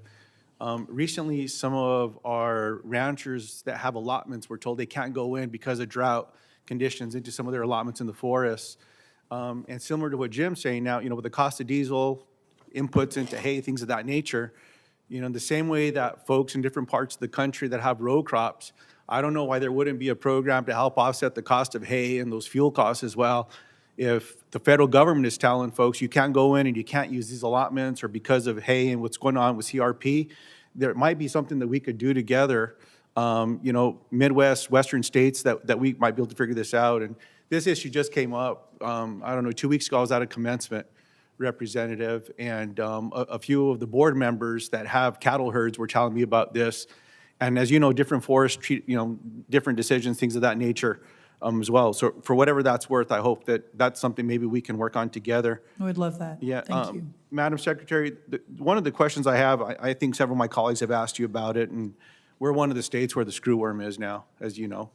And I have a lot of questions in this particular area, but I'm hearing concerns from folks back home, as you know. And I understand USDA has set up a 20-kilometer quarantine zone around impacted farms, and they've redeployed staff as well to help with surveillance and response. The question I have is with the nearly 20% reduction in APHIS veterinary staff due to the DOGE cuts, reduction in force efforts, deferred resignation program with heavier losses in concentrated areas like the Southwest, is that there's just not enough people when emergencies like this come up. And this is an emergency we've known about for a while. Mm-hmm. And with watching that darn thing, you know, get closer to the states and then into Texas and now into New Mexico, my question is, have reduction in force efforts at USDA impacted the ability of the department to respond to the spread of the screwworm? So the answer is no, it hasn't. What we've done is we've reallocated resources. Last January 2025, we had 10 full-time staffers on screwworm when we came in the door. Last week, when we confirmed that case, as in May, we have over 120. So we've increased staffing. This is just USDA. The state of Texas has put significant resources as well. I'm going to call with your governor very quickly to hopefully work with New Mexico to do the same. Just a quick point of clarification. The 6 confirmed cases so far, 5 Texas, 1 New Mexico. The New Mexico case was a dog that was brought over from Mexico. So it has not hit your livestock. It was actually a companion animal that was transported over the border and then brought to a vet in Andrews County, north of Midland. But that's why your case is not quite as concerning. Still concerning, of course, but the other cases in South Texas are 4 calves, babies. Basically, the umbilical cord is where the fly landed, the screwworm landed, which is a fly, and then a goat. So we'll continue to monitor it very closely. Obviously, you guys New Mexico is the very next state, but you have my number, and we are 24/7 on this right now. We've invested $1 billion $300 million in screwworms since we came in the door a year and 4 or 5 months ago. We're on it. We got to get more sterile flies in the air, and that just takes time. It's a radiation facility to get there. And Secretary, if I could work with you and your team to get, disaggregated numbers on the staffing side here. Sure. Just to understand that. And the reason I ask that is when Stephen Vaden, I don't know if Stephen's here today, but when Stephen responded to some questions about staffing, these numbers were concerning. And so that I just want to understand what's what, because if more people are needed, we need to work together. There's conversations about Farm Bill and this and that. We're in appropriation season. If we need to get more folks, we need to get more folks. So I certainly understand what goals there are out there, but just to make sure that the folks that are needed are going to be there, the experts are needed. And a similar question that I have in that space is around technology. Have you awarded contracts in that space as well, with just looking at new technology to be able to stop this thing? What is it? Technological advancements? On New World Screwworm? Yeah. Yes. So we have $100 million of that $1.3 billion was a grand challenge, and we had about 220 applications for a couple $100 million. So we've been going through those now. We'll begin to announce those and immediately hit the green light beginning later this week. So you'll see those rolling out immediately. In addition to the incredible research that's already being done by our ARS, we announced the Novo fly, which is a new strain of fly, which only produces male sterile flies. Of course, that's how you solve this. They breed with the screwworm fly, the female, and sterilize that female fly, and then she can't lay the larva, which is what eats the flesh of the animals. So just imagine the exponential possibility here to eradicate this much sooner than later when we're only producing sterile male flies, because the 50% of the sterile female flies, they're of no use to us. So it's the boys that we need flying to sterilize the screwworm flies. And I understand you broke ground for that in Texas already. Is that correct? That's right, about 6 months ago. Yeah, I joined John Cornyn, and we introduced a piece of legislation like 8 months ago on this one. I was getting concerned that we weren't seeing much activity and things of that nature, so it's good to see that ground's getting broken. That's I right. always ask, why couldn't we do it sooner? I'd still like to explore that. Well, if I may, Yeah. we started that process the minute I walked in the door last February and got permitting done in a couple of months, broken ground. But also Matapa, Mexico, we outfitted, that was about a $20, $30 million project. That facility's coming online in a couple of weeks. We began that outfit last year. Very good. And Madam Secretary, there's been decisions in different parts of the administration with funding. People say different things, whatever it is. Can I just get your commitment that wherever we see this damn screwworm, those states are going to be prioritized? Like now, I get what you shared with on the dog in New Mexico or whatever, but Texas and New Mexico have had it. So is that a commitment I can get from you? Wherever this thing starts popping up, that moves those states up to the priority with responses. Is that something you can commit to? No, 100%. And that's been the containment effort. Every model, Senator, showed it would hit our side of the border, Texas and New Mexico, by last summer. Yeah. So we've been able to hold it at bay for a year while we've been building out these facilities and staffing up. But absolutely, and the president has been very clear, this is a nonpartisan issue. We've got to protect our livestock industry, our hunting industry, et cetera. So 100%. I appreciate it. And then last thing, Mr. Chairman, just as we close out here, Madam Secretary, when it comes to food and nutrition, look, I understand all the conversations in this space, whether it was Speaker Paul Ryan when I was in the House or everyone that was talking about this stuff. I want to get rid of waste, fraud, and abuse across the board, everywhere. There's kids that are losing meals now. And I certainly hope that there's something we can do to come together. There's conversations with Democrats and Republicans about implementing what Senator Murkowski did about a 2-year delay to give states some more time to look at things and how we can be smarter about stuff as well. I certainly hope that's something that you could embrace, that you could endorse, that President Trump, I can't imagine he wants to see kids not get a meal. No one wants kids to be hungry. And so I certainly hope that's something that we can do together and just say, come on, y'all, let's come together. We have the same goals. We just have different ways of getting there sometimes. So let's just find a way to do this one and make sure that we can do something. I appreciate your response there, and I hope, Chairman, that that's something we can find some commonality with. Thanks for the time today. Thank you, Senator. And Senator, if I may, just one quick point on that. We sent a letter early last year asking for all the states to partner with us on eradicating fraud. We had 29 states say, yes, please help us. 21 states said, no, thank you. And I understand there's some politics in that, although we did have some blue states who said yes that we're working with. I would love to help and partner with New Mexico and get New Mexico's data to help us figure out where the fraud is and where we can really focus on the kids who really need this. Let's end the fraud, let's waste the abuse, but let's make sure that kids are not going to starve while we're doing all this stuff. I think we can do both. And so agree. I'd be happy to work with you on that one, but let's make sure that these kids are going to get those meals. So appreciate it. Thank you. Yeah, thank you. Senator Hyde-Smith. Thank you, Mr. Chairman, and I want to thank our secretary for being here today and doing such an outstanding job. I, along with Senator Welch, think that you are doing a wonderful job. When I'm reading the headlines about all of these serious challenges with screwworm, you give me confidence. You Thank really you. do, that USDA is going to handle these challenges, and you've proven that over and over. So thank you for what you are doing. And I was thrilled about the department's recent announcement on the Great American Cotton Plan and the initiative to increase the demand, to improve trade, and to promote U.S. cotton as the alternative to synthetic fibers, which we'll know is safer, it's a healthier option, and it could really be a game changer for this struggling economy, and it just makes so much sense. Mm-hmm. In 1991, there were 181 cotton gins in Mississippi. Big Ted Kendall down in Bolton, he still is running his cotton gin that he has for many, many years. In 2000, there were only 62 gins, and the total number of cotton gins in Mississippi is down to 33. Mm-hmm. So that is so significant. I can remember as a child seeing the bumper stickers, "Cotton is king." Yeah. It's not king anymore. Yeah. And, we can bring that back. And there's no reason why we shouldn't. It's a tremendous economic impact associated with those figures. When gins disappear, jobs disappear, and the communities in rural areas, they have very few other options. But a key pillar of the USDA's Great American Cotton Plan is the Buying American Cotton Act, which you've already mentioned, and I thank you for bringing that attention there.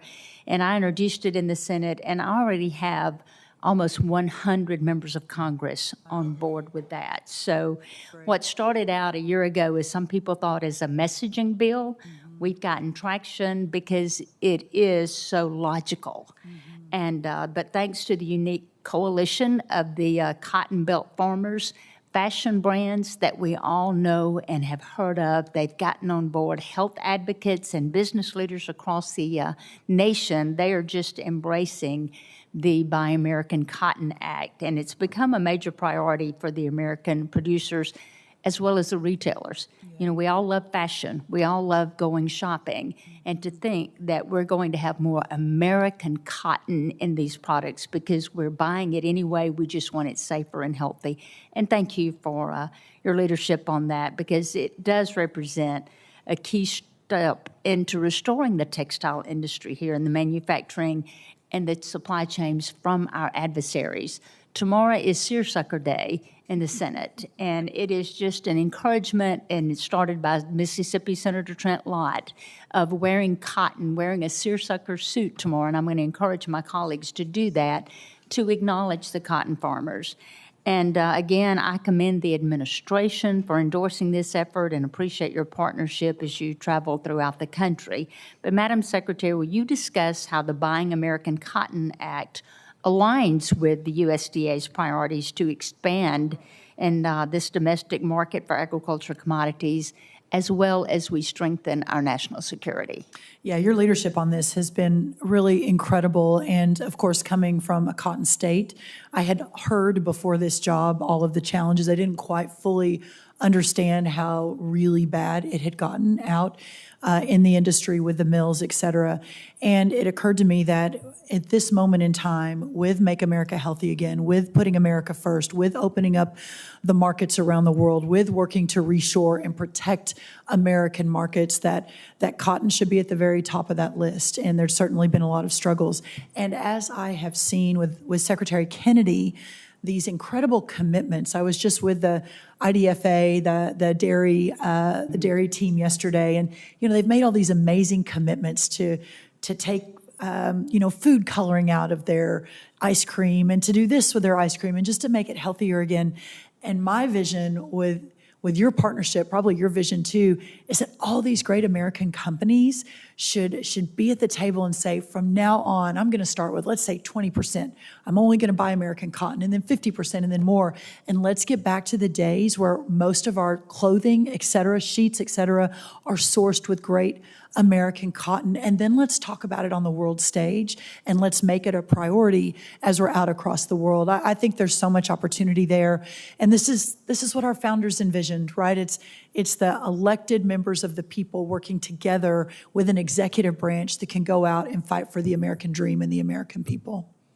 Yeah, just the hotel industry and towels and sheets. That's right. This is so doable. Would change everything. And, I just am so grateful that we're headed in that direction now, because obviously in the past we took our eye off the ball there.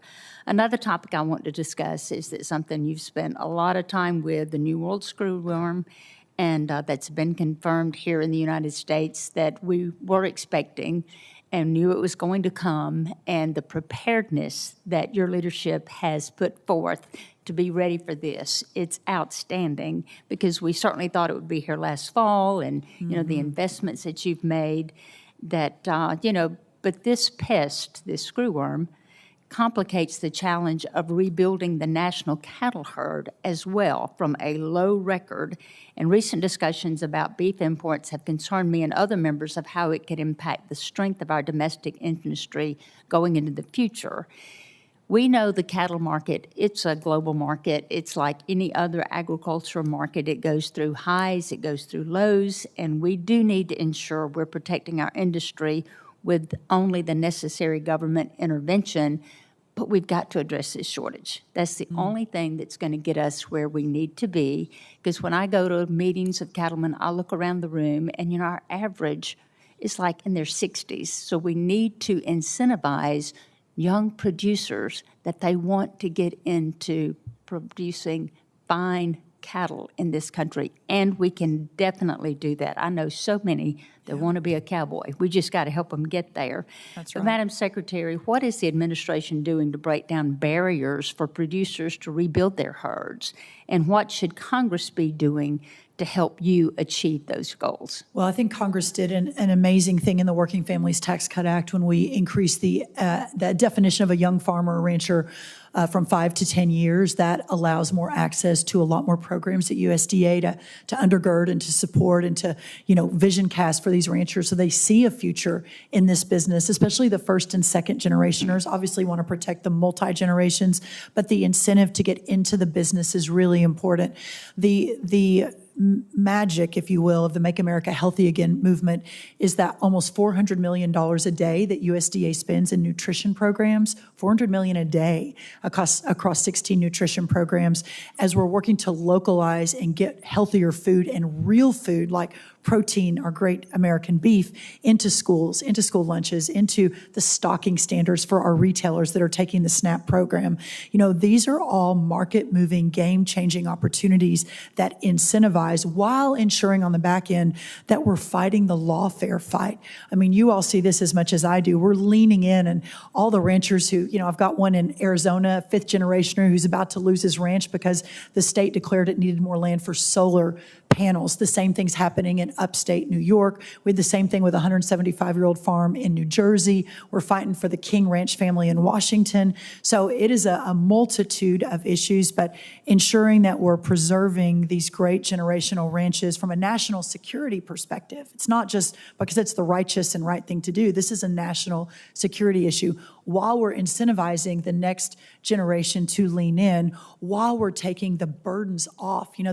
The grazing allotments and regulation under the last administration were pretty severe. It was very clear there wasn't really an incentive to support cattle ranching. And so we opened up about 5 million more acres of federal government land for our Western ranchers and giving them more access. So there are a lot of steps we're taking, but ultimately I do think this is a national security and a real priority. Yes, we have to be able to feed our country. There's no doubt. And another thing I want to mention, I know my time is out, is with the timber industry, multifamily housing built with wood. That's Laminated wood. There's no reason we should not be going in that direction, and I would love to see some incentives there for those developers who choose wood, which is safe and a lot of times a lot quicker to put up, which reduces the labor cost on a multifamily housing that we know we have a dire shortage in this country. Thank you, Mr. Great. Chairman. Thank you, Senator. Senator Booker. Secretary, Very patient over here on the left. thank you very much. It was actually good to hear from everybody. Madam Secretary, this is bigger than you, and frankly, both parties, I think, have been rather feckless in dealing with the larger trends we're seeing in our country.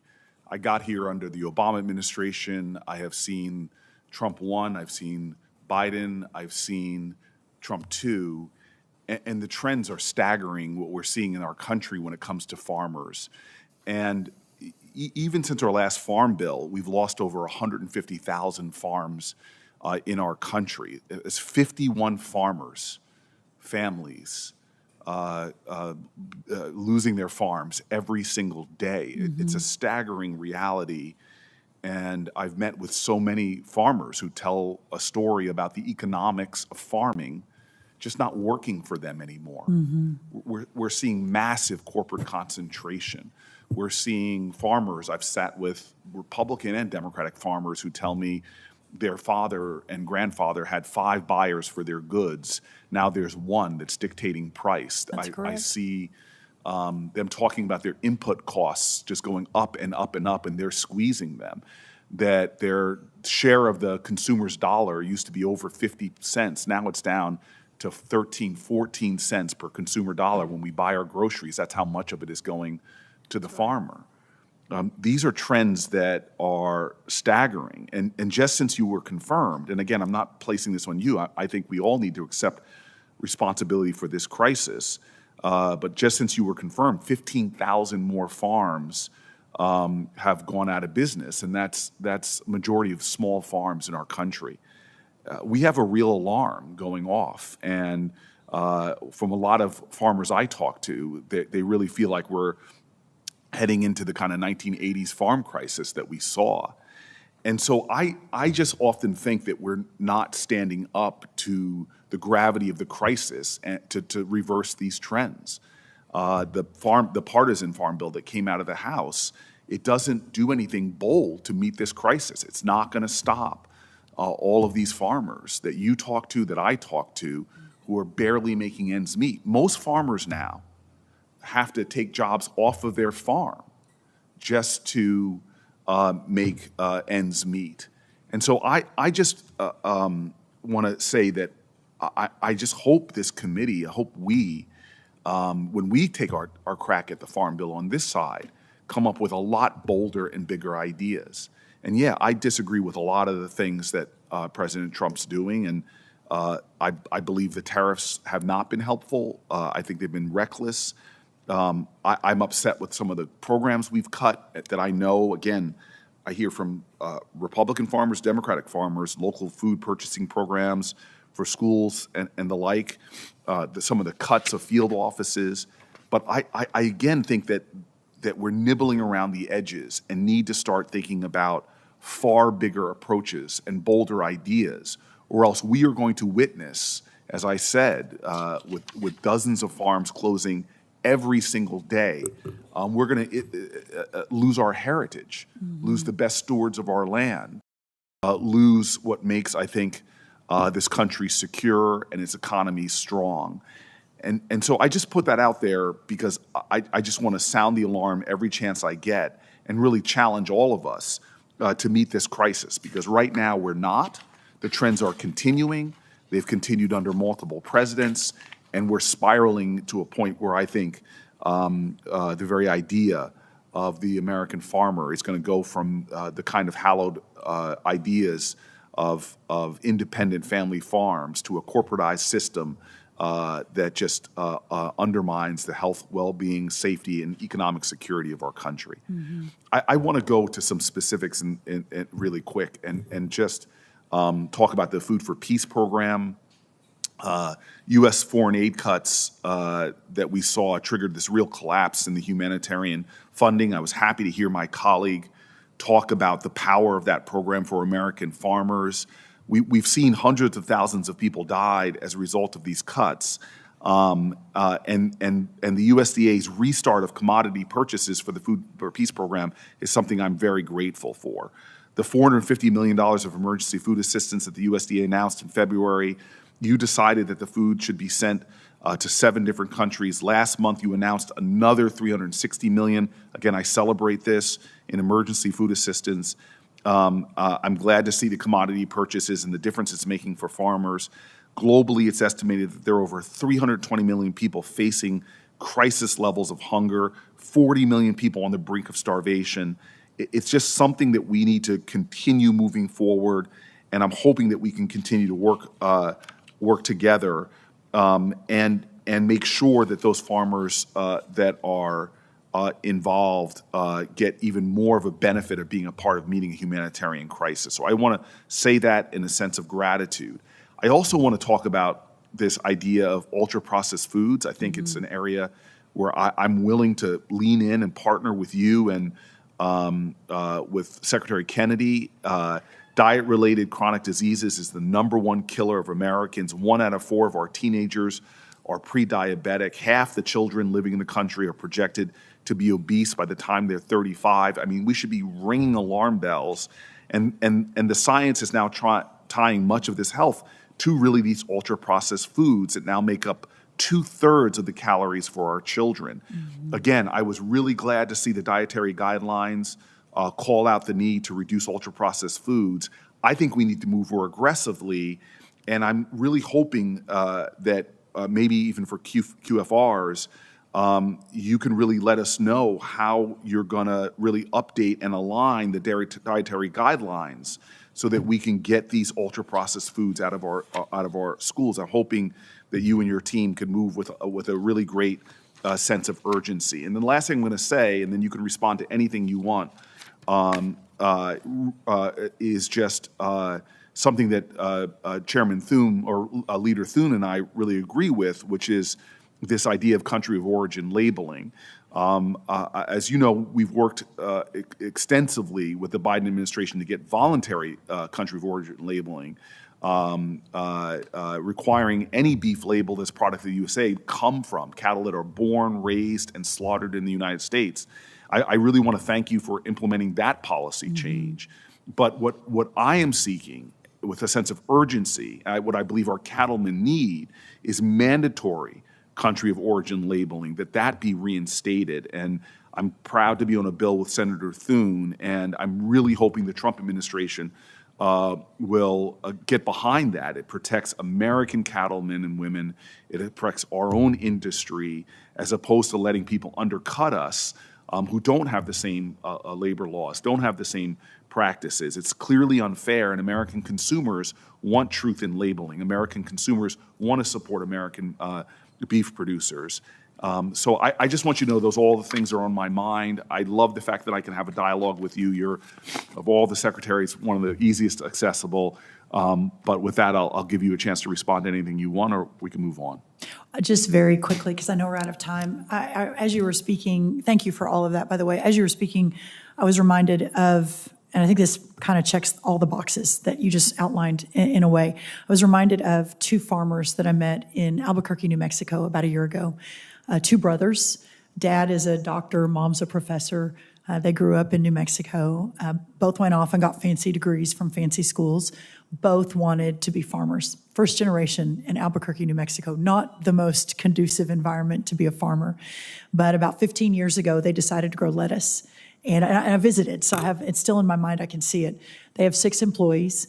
They grow together and support both of their families. They're both married with children. They grow about 250,000 heads of organic lettuce on about 3 acres in the desert of New Mexico. Their source goes directly to the school and to the hospital. And again, never, America is the breadbasket of the world. The support and the honoring of our big farmers, the ones that farm thousands and thousands of acres, we have to have that to feed the world. But as we're looking to make America healthy again, and as we're looking to open the aperture of the market for first generation farmers, and as we're looking to completely recalibrate our nutrition programs, our 16 nutrition programs in America, just through USDA that spend $400 million every single day. There's such almost a perfect storm right now, and then you add the chronic disease on top of that, for that sort of farm to come along. So you're going to be hearing a lot more from us on that, and I would welcome the opportunity to work together. Obviously, New Jersey is maybe on the front end of some of that urban farming and the opportunity to do a lot more with a lot less land and bring more first-generation farmers in. Thank you. Thank you. Thank you, Mr. Chairman.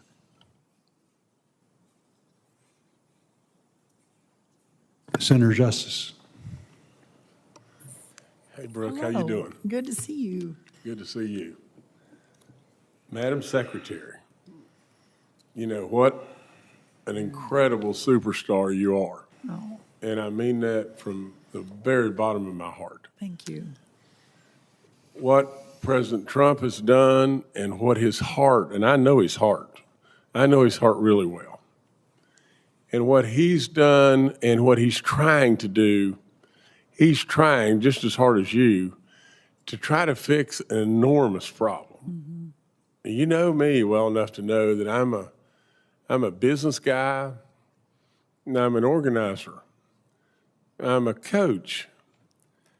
I'm the guy really and truly that's almost the fix-it guy, you know, to where you got 18 parts of the puzzle and they're flying in 500 different directions, and, you know, you got to some way be able to put them together.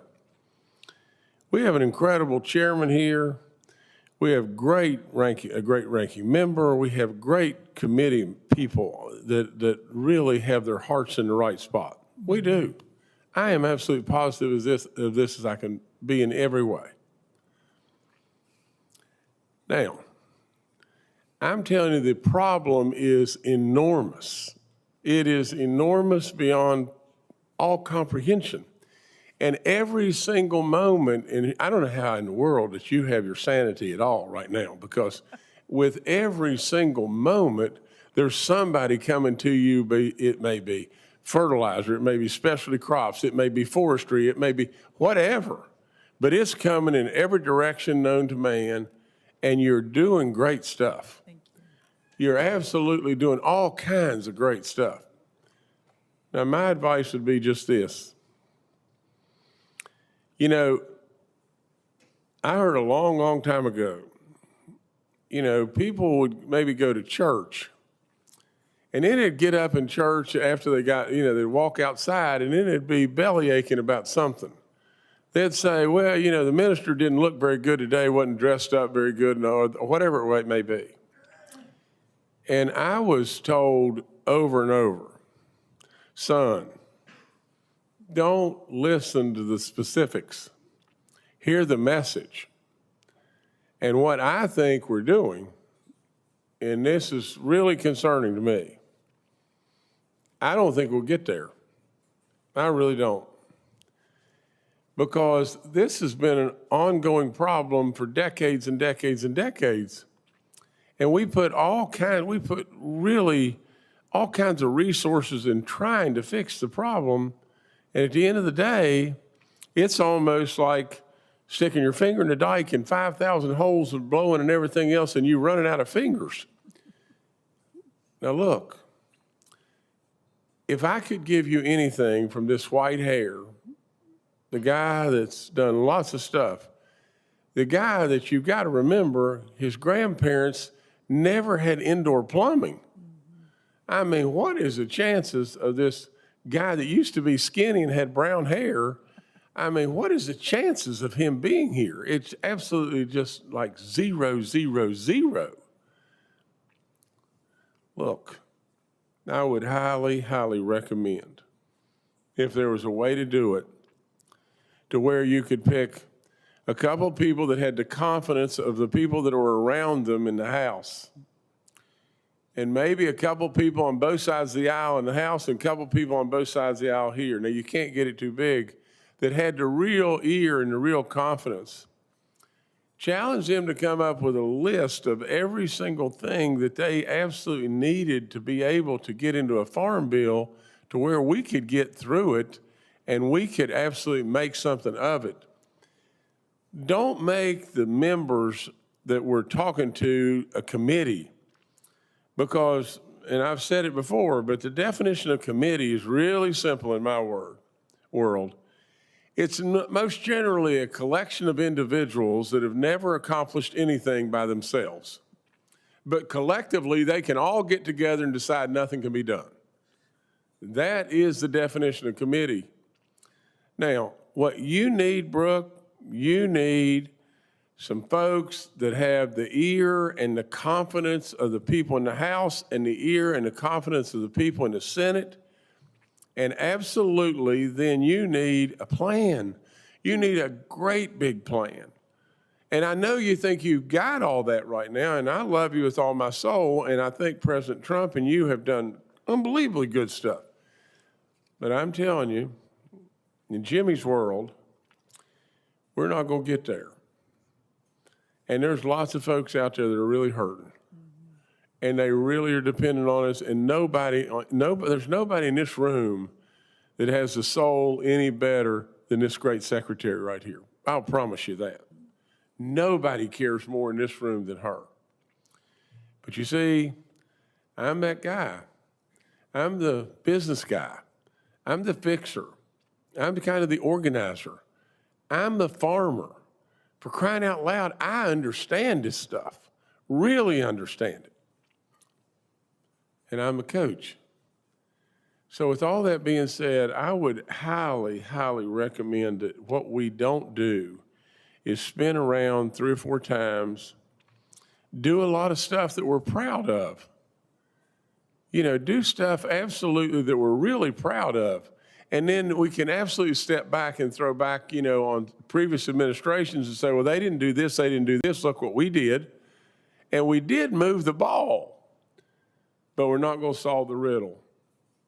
So I would just tell you, and you've got to have people around you that really have the ear and the confidence of the people, because they're going to have to go back and sell this whole thing. They're going to have to sell it on the House side and sell it on the Senate side, and literally, you've got a lot of great people to choose from. They'll have to be really senior people, so they'll kick me out of the process and everything. But I am telling you, I mean it when I say everybody on this committee is on board. Everybody on this committee wants it to happen in a good way. Our chairman and ranking member want it to happen in a good way. All of y'all want it to happen in a good way, and I will promise you, to God above, I know President Trump better than anybody, and I am promising you, he wants goodness for our farm communities, our forestry, our ranchers. He wants goodness for us. And this lady right here is a superstar. I am really pessimistic that we're going to get there, but I'll do anything in the world I can to help. I'm sorry I didn't ask you questions. You can comment all day long on what I said, but thank you so much for being here. Thank you, Senator. I think that was well said, and look forward to doing just that. Thank you. And thank you for your friendship. Thank you. Senator Slotkin. Thank you. Hi, Secretary. I have a couple of comments and a couple of questions. First of all, on tariffs, you know, no matter the intention, as Senator Justice was talking about, anyone's intentions, I enjoy facts. And as a former CIA officer, the facts on the tariffs and what they have done to farmers are really, they're pretty hard to dispute. In the president's first term, before your time, he put tariffs on a bunch of different ag products. And then this body had to approve $23 billion in assistance, in essentially welfare for farmers, and farmers hate getting welfare. Mm-hmm. In the second term, the sloppy tariffs have been thrown on. Now we have $12 billion in assistance that, again, welfare for farmers. That's $35 billion that this body has approved because of President Trump's tariff policy. And we can dispute whether you think in the long term it's going to work. All I know is that taxpayer dollars, $35 billion. Now, some of that, a small portion was set aside for specialty crop farmers, and I understand you were on Team Michigan versus Team California on who has the most diverse specialty crops. We appreciate that. And I appreciate you taking my call and trying to expand both the amount of money that my farmers get, small and medium-sized farmers, and also the deadline for which they could apply. But I just have to say, you know, if we're talking and you're highlighting 19 new trade deals that this administration has done, why do we need the sloppy tariffs? Why do we need them? May I respond to that? Because I bet you have a couple different things. Okay, Very quickly. It'll be very quick. The $30 billion you're talking about was approved before we came in. So y'all voted on that at late 2024, that $30 billion. We came in and implemented the tariffs in 2025. So just so you know. But is there not $12 billion in assistance that you are currently farming out to farmers, including mine, because they do not have enough money and have lost access to foreign markets? Yes or no? We've cut the ag deficit in half, so we're actually expanding the foreign markets. So that 12 billion, well, 11 billion you're talking about that came in December of last year, that was to address the very high input costs, and again, that ag trade deficit, and then bringing around the specialty crops into the back end as we were looking at the China negotiations. All I know is that we cut off markets. We never get them back. Soybeans never came back in the way, you know, the Chinese are now buying soybeans. So I want to move on to other things. The soybeans are back and even stronger today, as is sorghum. So that's all in the last month, so you may not have the most up-to-date information. Well, I will tell you, I think it's hard to explain why there's literally assistance being farmed out by your agency for a policy that's working. Why would you need welfare if you have access and are going gangbusters on being able to sell abroad? And I think that's a rational thought for the use of taxpayer dollars. Separately, I think, again, there's widespread agreement, I think, on this committee on E15 now. I'm on Team E15. And I think there's some Democrats who are against it and some Republicans who are against it, but there's a good coalition of us in the middle. And I think that it means letting our farmers have more opportunities to sell their product, corn farmers, ethanol. If this doesn't get done, the only explanation I have is that the oil and gas community has such sway over members of Congress on the Republican side, and that others, maybe on the environmental side, have so much sway over Democrats that we can't do a rational policy on E15. We have all the pieces in place to get it done. I would just say your personal engagement on this issue, we keep hitting a log jam for a rational policy. I want to get this done. I think if we do not get it done this year, it's not getting done, and I want you to help own that up here because we need some help. It's at a log jam. Yes, I'm 100% on board. Thank you. On Chinese Communist Party buying U.S. farmland and other adversaries of the United States, not just Chinese. So I have a bill on this. There's a million bills on this because the average American just understands that someone who's a potential adversary of this country shouldn't be able to buy both our farmland and our agribusinesses, like the things that really make sure we can feed ourselves by ourselves. So we have a coalition ready to do this. The president goes off and meets with Xi Jinping in this summit with the head of China, and he was asked about this on Fox News. And they said, shouldn't we ban selling of farmland, particularly around military bases? And he said, quote, you want to see the price drop? You want to see farmers lose a lot of money? Just take them out of the market. So that is officially, as I understand it, that the president of the United States is fine with the Chinese Communist Party being able to buy farmland or agribusinesses. Please state your official position on whether you agree with President Trump or you do not. The president is very focused on protecting farmers as part of our national security plan, obviously understanding the Chinese purchase of our chemicals, our seed, our farmland. All of the above is very concerning. And I've talked to him about that. He agrees with that. Okay, well, when the Republicans have the White House, the House, and the Senate, whether it's E15 or in this case, banning the Chinese from buying our farmland, you want it done, you guys own everything. And you're the Secretary of Agriculture. So it's hard to believe that we really are, the president is okay with selling land to the Chinese. It's hard for me to understand it. If you're saying there's something different, then prove it by passing it through this body. We're ready for it. And then just lastly, I wish I could personally pass things through your body. Yes. We'd probably be all of us a lot farther along. But I understand. But I got to tell you, if you started calling people, like the senator was saying, you have play here on the Hill. The Republicans own the House and the Senate, at least for the next 6 months. So could we please get some personal engagement? Because I believe that this is the window of time to do it. And if we are headed to divided government, things get even harder on things that I think there's a coalition on. So that's my request. And lastly, I just have to say on SNAP, we have, the big beautiful bill was the single largest cut in food dollars, $187 billion in our history. And we can disagree on our responsibilities in government, but all I can tell you is the facts. And the facts are, 100,000 Michiganders have lost their food benefits. 35,000 of that 100,000 are children. And because of the delay in how you kind of penalize states in cost share issues, it's going to cost my state another $330 million. I want to pass a farm bill. I'm desperate for it.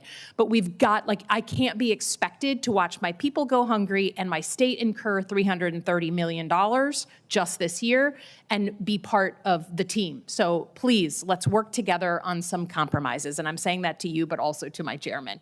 I yield back. Senator Hoven. Thank you, Mr. Chairman. Secretary, thanks so much for being here and for your good work.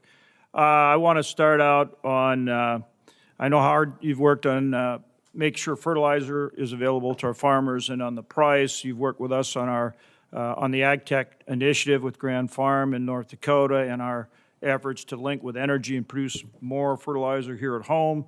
Is there anything else on the fertilizer front that you'd like to bring up? And I know how active and aggressive you've been working on this issue. Thank you for the opportunity, Mr. Chairman. I think that it's really a testament, and thank you for giving me a little space to talk about this. This administration is different. I was in the first one. I'm very proud of the work that was achieved, and I think we did a lot together. But this one is different, and what I mean is when we saw what was happening, and just as a level set, fertilizer was down 50% before the Iranian conflict from the Biden highs. But even today, even with the conflict, even though fertilizer is way too expensive, it's still less than it was during the Biden years. And I think that's an important point. But the opportunity for me to call Chris Wright, the head of the Army Corps of Engineers, Howard Lutnick, Lee Zeldin, not their staffs, not 2 months of time in meetings, but to literally call my colleagues and say, we have a fertilizer crisis in this country. We have a moment in time to fix it while everyone's looking at fertilizer. We're gonna do all the short-term things. Fertilizer prices are now coming back down, even with the Strait still closed. But for the long term, I am so bullish on this as a model, not just fixing fertilizer, but what we can do for other inputs for our farmers for the long term. And I think this is an incredible first step. And I'm so proud and grateful to my partners in this who've stepped up and said, we're going to help with this. I agree with you, and I think that important point is that you're focused on not just addressing it now, but bringing it down with real solutions that will make a difference for the long term. That is a vital point that we have to keep in mind. That's how to approach these things to make them better for the medium and the long term, not just right now. So I really appreciate that. Same thing on screwworm. And in a way, I want to commend you because, I mean, you're on the front lines. You're in Texas. Nobody knows that better. And you were talking to me about that before there were any here in this country and addressed it by closing the border as well as the sterile fly facilities. I mean, you've been on this from the start. Really important. Anything else on screwworm efforts you want to bring up? You know, I walked into this job. I was with you all February 13th of last year. Or January 27th, and went to the vote February 13th and went over to Justice Thomas, got sworn in, walked in the door of USDA, and within the first 2 hours was briefed on both HPAI and screwworm. The screwworm briefing was, it's coming. It will be here in a couple months this summer. We are only producing 100 million flies a week. We're years away. Like an actual big facility will take at least 5 years, 2 years of permitting, 3 years of build. But we, oh well, I guess we're just going to do what we have to do. And I said, this is not acceptable. We've got to try to do something. So of course we closed the ports. I went and talked to the president. We got almost $1.5 billion in immediate funding. I asked what this breached the Darien Gap in 2021. After decades of being, eradicated, if you will, but that, tens of millions of people moving north to America, bringing their livestock with them, the Mexican cartels with the illicit cattle traffic, we knew it was coming. Put it off for a year, but in the meantime, amped up by 1,000% our staffing over the last year. I had FDA emergency approve half a dozen or so treatments. Texas Animal Health Commission and the other states will lead now the front line, but we're right there with them. Opened up the new facility in Kerrville, Texas, the new research facility, outfitted the new facility in Matapa, Mexico.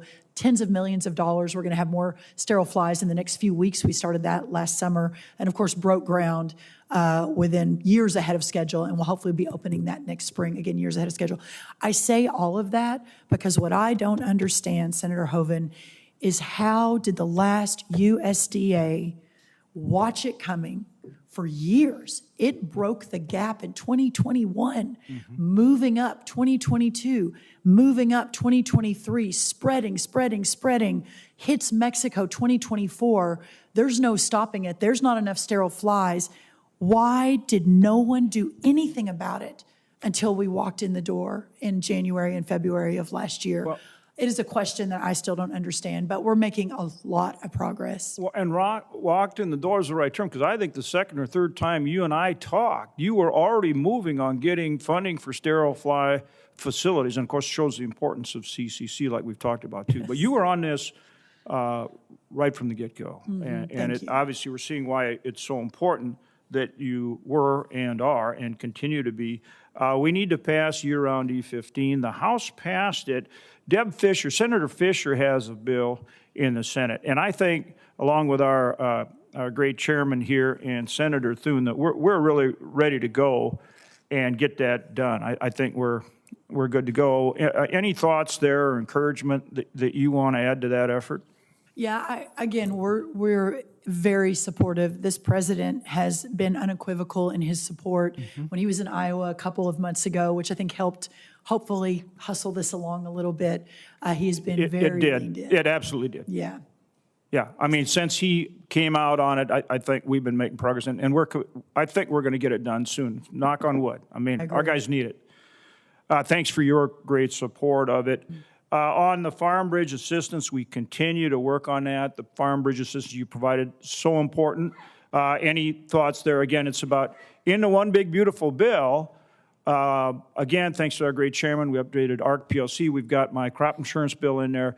That's going to kick in October. But again, getting our guys through with that farm bridge assistance you've provided has been critical. Any additional thoughts on that? Well, I know we have, the three of us continue this conversation, you two up there and me, and how important this is.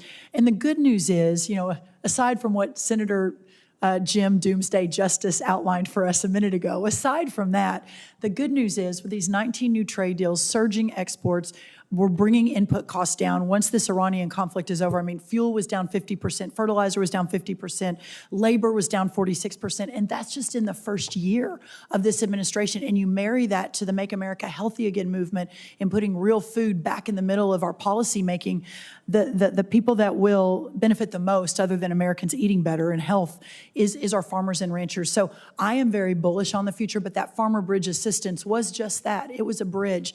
And we've talked about this at length. These farmers don't want government checks. They want to sell their goods and make a decent living, which they have not been able to do for some time. But I do believe we're making the right moves to get there.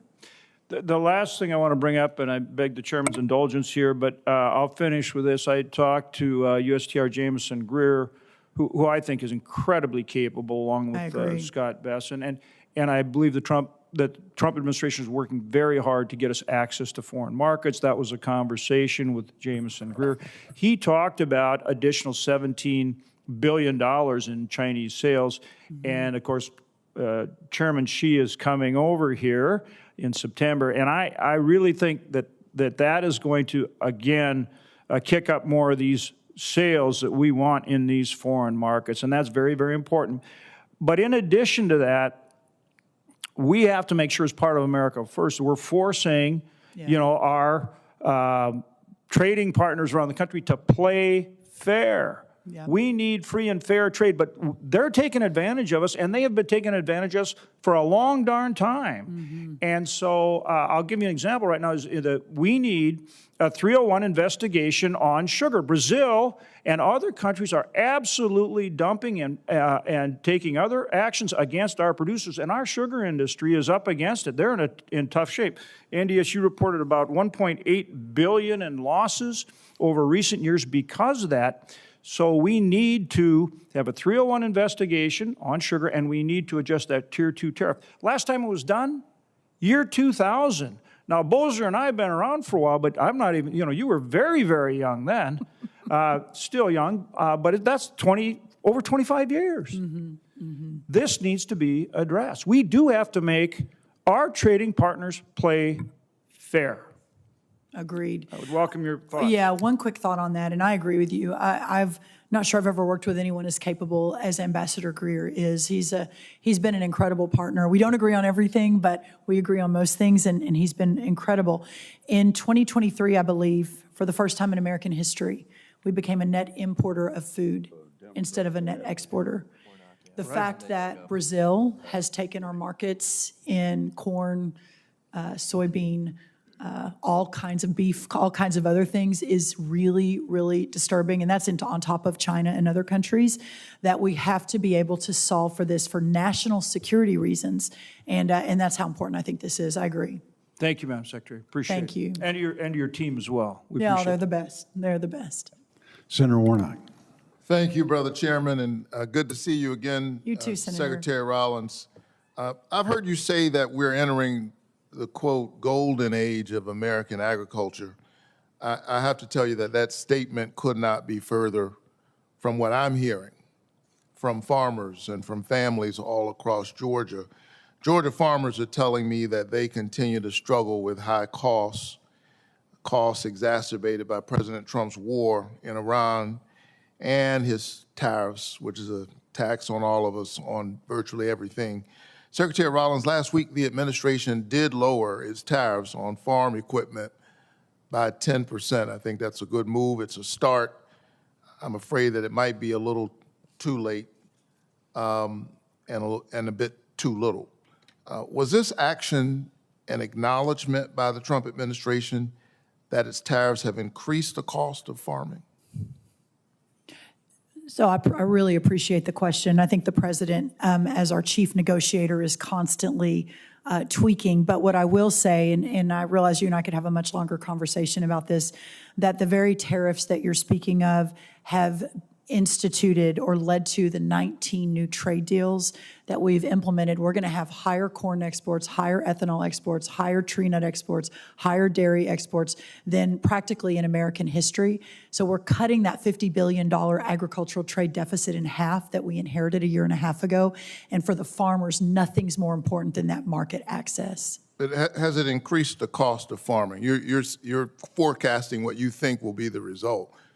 But has it increased the cost of farming? Well, again, the cost of fertilizer was up almost 100% in the what we inherited. The cost of doing business, on average, I won't go through all the numbers. We don't have time, but on average, what we inherited was a 50% input cost. So we brought all of that down. As to the farm equipment, I think the president is very focused on what can we do to get our farmers to profitability. It's a national security issue. So if by removing certain barriers, we can bring down the cost just a little bit, then that's a big win for everyone. What he has said, though, is that what he doesn't want to see happening is the equipment manufacturers pocketing that extra dollar, which a lot argued would actually be the result, that the farmers themselves would not see it. So as part of that announcement, it was to make sure the farmers got that benefit, not the big equipment guys. So according to Farm Policy News, the president's tariffs have increased input costs by $1 billion for farmers, while erasing billions in access to export markets that you're saying are going to come online if farmers just hold on a little while longer. Online. But they're struggling. They are struggling right now. There's no question about it. I talk to them all the time. Since the Supreme Court struck down the president's illegal tariffs, giant corporations have lined up to receive tariff refunds. Madam Secretary, are you pushing in cabinet meetings for farmers to also be reimbursed for the billions in tariff taxes that were passed on to them? Well, again, the tariff taxes passed on to them, we now, other than a $50 billion ag trade deficit, we've cut that in half. So we've opened up $20+ billion in additional sales for our farmers under this trade renegotiation. These big corporations, though, they're lining up and they're getting reimbursed. I'll be happy to look into that. I think that's, I'll talk to Secretary Lutnick. I'm not familiar with all the corporations lining up, but I will look into that, Senator. All right. So, and it's not just the tariffs, and you know, you've been to, you know, you and I have talked before, and I'm you know, trying to make sure that I'm doing everything I can for farmers and families in Georgia. So, concerned about the ways in which they're struggling. It's planting season, and it's a business, as you know, where the margins are narrow to begin with, and you know, there's so many things that they don't control. And so these margins become really important when you're talking about tariffs. But it's not just the tariffs. The Strait of Hormuz has been closed now for over 100 days, and President Trump's war in Iran has destabilized international fertilizer and fuel markets, skyrocketing costs right in the middle of planting season. Is the administration planning to ask Congress for more taxpayer money to aid farmers so that they can afford the cost of this war? Well, the war, so I know what you're asking. So yes, let me respond to that directly. And specifically, fertilizer and diesel fuel have been the two, I think, that we've seen significant increase in costs since the strait was closed. But what I think is important, that the fertilizer costs that were inherited increased almost 100%. That had come down 50% before the Iranian conflict. The costs went back up with the Strait of Hormuz closing. Those costs are still lower than the high peak of the Biden years for fertilizer. Having said that, there's still a tremendous amount to work. By the way, that's the same for diesel fuel as well. It come down 50%. The Iranian conflict happened, it popped up, but still lower than during the Biden years. But yes, opening up the markets, reshoring fertilizer back to America. In 2 or 3 weeks, we're going to break ground in Louisiana on what will be the largest fertilizer plant in the world. So in the last couple of decades, let me just point out, let me just point out, because it's really important that context matters. I agree. The high peak of the fertilizer costs, we were in the middle of a pandemic, which, you know, we didn't have any control over. It's one thing to have high fertilizer costs because of those kinds of extraneous circumstances. The president took us into a war of choice, which blocked the Strait of Hormuz, and as a result of that, farmers in Georgia are struggling with both increased fuel and increased fertilizer costs. But it's not just farmers that I'm concerned about. I'm also concerned about Georgia families. According to the USDA, grocery costs increased about 3% in the last year and expected to increase by another 3.2% this year. And at the same time, this administration has celebrated kicking 3.5 million Americans, including children, off SNAP, a program designed to help our most vulnerable neighbors afford groceries when times are rough. And those neighbors, by the way, are disproportionately in red rural districts. Those communities are struggling. You've supported aid packages for farmers hurt by Trump's policies. Would you also support a food aid package for working families who are just struggling to afford groceries due to increased costs? So, Senator, the 3% is actually an average cost of food increase over the years. Under the last administration, it went up 20%. But the SNAP, I think, is really important. Do you realize, Madam Secretary, with all due respect, how sterile that answer sounds for the person who's trying? You say, well, you know, that's the mean cost. But right now, somebody's trying to buy groceries in Georgia, and they can't afford it. Well, but that's because of the Biden administration is the reason. 2 years later, that's your answer? Because of the Biden administration? Look at this. Look at all the prices that have come down. Avocados down 20%, berries down 13%, butter down 13%, eggs down 90%. Grocery costs are up. You don't dispute that, right? Even as you call these individual items, you don't dispute that grocery costs are up in The America. affordability question in America is real, and the work to bring those costs down continue. And within 1 year, the costs have significantly come down, with a few outliers, coffee, beef, et cetera. But on the SNAP program, sir, no one in Washington or in America wants to see a family go hungry. But the 40% increase in SNAP under the last administration, you said 3.5, it's actually 4.3 million that have moved off of SNAP. No one was kicked off. We have more people working today than ever before. This is a celebration of work and the dignity of work, and wages are higher than they've ever been before. No one has been kicked off. If they're not on the SNAP program, they have chosen not to reapply, or they're an able-bodied adult that can either work for 20 hours a week or volunteer. Those are the only requirements. Anyone with small children is not eligible for SNAP. There are wages you say are going up. Costs are certainly going up. Healthcare has been doubled for millions of Americans, and they're having to figure out how to make their lives work in the midst of this. Many of them choosing between food and healthcare. Will you reinstate the $500 million in funds for food banks the Trump administration canceled last year, or do you have an alternate plan to help to keep their stocks, their shelf stocked? Listen, we have moved out, I think, a couple of $1 billion into the pantries in the last year and a half. I know Secretary Rubio said the government is not a charity. We spend $400 million a day on nutrition programs just out of USDA. There is so much money in the system, so much taxpayer dollar, and that's just the federal USDA nutrition programs. That's not state or local. We've got to figure out how to do it better. We've got to figure out how to get it to the people who really need it, the Georgians, as you say, and all across the country, and that's what we're working to do. I would respectfully disagree with your characterization regarding SNAP. There are a lot of children all across Georgia who are suffering, families trying to put it together, and I think we can do better than that. But thank you so much. Very young children, they're available. So I appreciate that too, and I appreciate the opportunity to actually have a civil conversation about it. Thank you. Of course. Thank you, sir. Thank you. Senator Grassley. I don't think I'll need 10 minutes to get through this. You get to use whatever time you want. Thanks for being a spokeswoman for Family Farmer. I appreciate that. It wouldn't surprise you if I was talking about E15. I'm shocked. My purpose isn't to put you on the spot. My purpose is to get some things on the record from somebody other than the oil and ethanol business, so we can refute some of the lies that are going on about E15. Does the Trump administration support legislation for a year-round sale of E15 nationwide?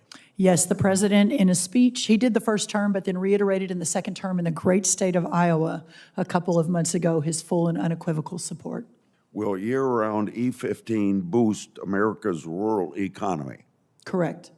Have you heard a figure of E15 by law that would bring $14 billion back into the farm economy? That's what the corn growers economist has said. Correct. I have heard that. Okay. And agree. Will E15 give consumers a cheaper option at the gas pump? Yes, it will.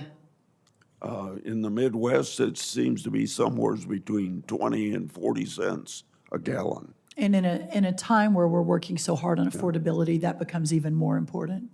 Does year-round E15 bolster our national security? There is no national security without farm security. This administration, for the first time in the history of our country, has put agriculture as part of the national security plan. And so, yes, being able to protect those farmers and what E15 means to them and opening up a domestic market while we're opening up the international market is a priority. EPA Director Zeldin testified before another committee in the Senate that during the 8 years of presidential waiver for E15s, no small refineries have ever shut down. Do you know of any information about small refineries shutting down? Because I have not heard of any small refineries shutting down. It's been a couple months, maybe 3 months since I talked to you about vaccination for screwworms.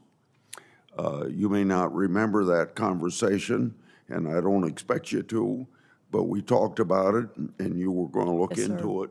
So what's the chances of use of vaccination to get us beyond this? Because when I called you, there was no screwworms noticed in the United States. Maybe they were here, but they weren't verified.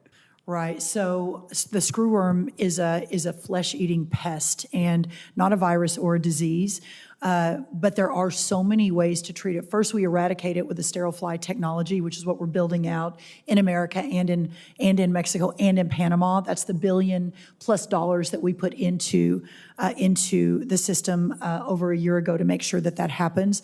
There's ivermectin, there's feed and treatment to basically, which would probably serve like a vaccination. But as far as specific vaccinations, now you and I talked about the vaccination on the HPAI when we talked, which is the other sort of big challenge to our chickens, and we had a big conversation about that. We continue to run that down, but the good news with HPAI, still a lot to do, is that in Iowa and other significant chicken states, egg-laying states, that the case of HPAI has come down almost 60% since last year through the use of biotechnology, et cetera. Obviously, a move toward vaccination in that lane is continuing to be discussed. There's a lot of big different opinions on that, so I want to make sure that we get it right. The virus, HPAI, will often beat and jump to humans, so that's what we've got to be very careful of, and we're working with partners around the world and seeing what they're doing as well.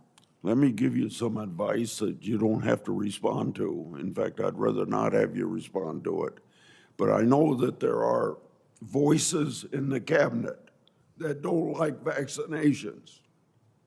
And from that standpoint, I expect you to speak for agriculture and not listen to any of those other people that might be trying to convince you that for the screwworm thing, we should be vaccination. Because they don't know anything about agriculture, and you do, and you shouldn't be listening to them. And if you're getting pressure from higher up to do that, let me know so I can defend you. Yes, I can assure you there is no pressure, but taking very seriously the vaccination to ensure that it actually works and it doesn't cause the virus to mutate, to then jump to more dairy cattle, to beef cattle, to other livestock, et cetera. And if we move too fast, that's what will happen. So while we're bringing the case of HPAI down through biosecurity and through other options, therapeutics, et cetera, sir, please know we are studying very carefully the potential for what that could look like as well. Okay. Last week, your department announced that it would be delaying the poultry grower payment system and capital improvement systems rulemaking under the Packers and Stockyards Act. During your confirmation hearing, I brought up this rule and the others that were finalized under the previous administration. I said then that the Packers and Stockyards Act is the most effective tool to make sure that the marketplace works for the American farmers.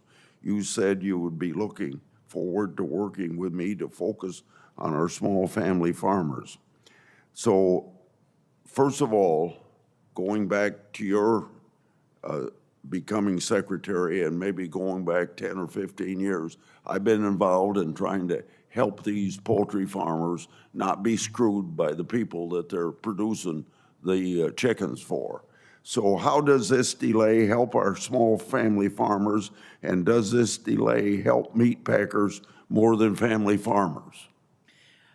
Sir, obviously that was a Biden rule. We are very sympathetic. I know you don't have time, but if you were to dig around, you'll see a lot of anti-consolidation work from our USDA, whether it is a DOJ investigation into the big four packers, whether it is a investigation into understanding why a Chinese company owns 1/5 of our pork production, whether it is an investigation and movement and action toward investing in smaller processors, smaller farmers, et cetera.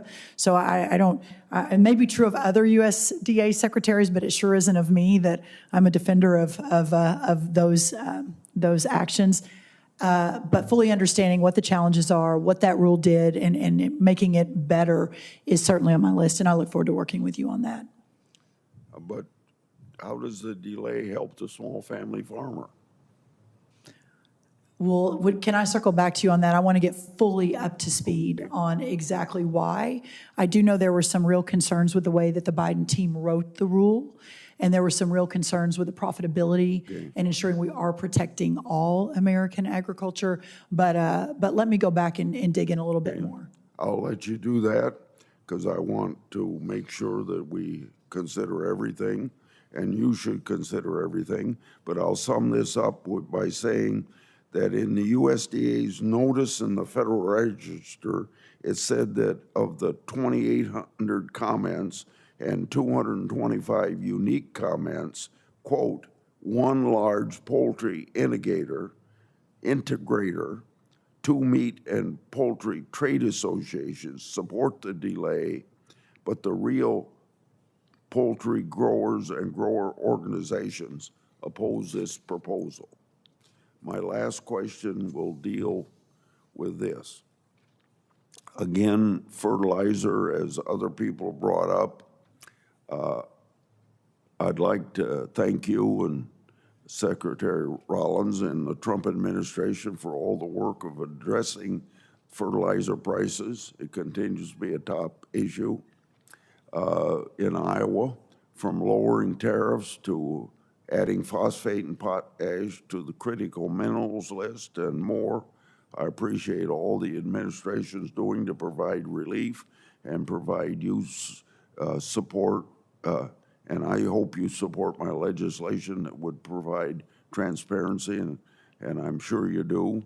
I understand that the department is seeking to hire an inputs economist to focus on providing insight to farmers on the prices they pay for inputs for fertilizers, inputs, and economists. Is the position filled, or is it involved in a revolving door? Well, hopefully, I know we've already started interviewing, that we're able to really bring in a superstar and build an entire team. We have a whole focus in my office on inputs, and this is just one more step, I think, in the right direction as you all work to pass your legislation. Okay. Thank you, Mr. Chairman. Thank you, Secretary. Thank you, Senator. Thank you, Senator Grassley. I've got to read my thing so I don't leave out. Again, thank you so much for appearing, and I think this was a really good session, and I think everybody learned a lot, which is what these are all about. So we appreciate you being here, your insights in today's hearing, and the hearing will remain open. Hearing record will remain open for 5 business days. Today's hearing is now adjourned. Thank you, Mr. Chairman. By the way, these are the USDA interns who are so studiously paying attention behind me. So very happy to have them here. Very good. We appreciate you guys very much. Thank you. Thank you so much, Senator. Thank you.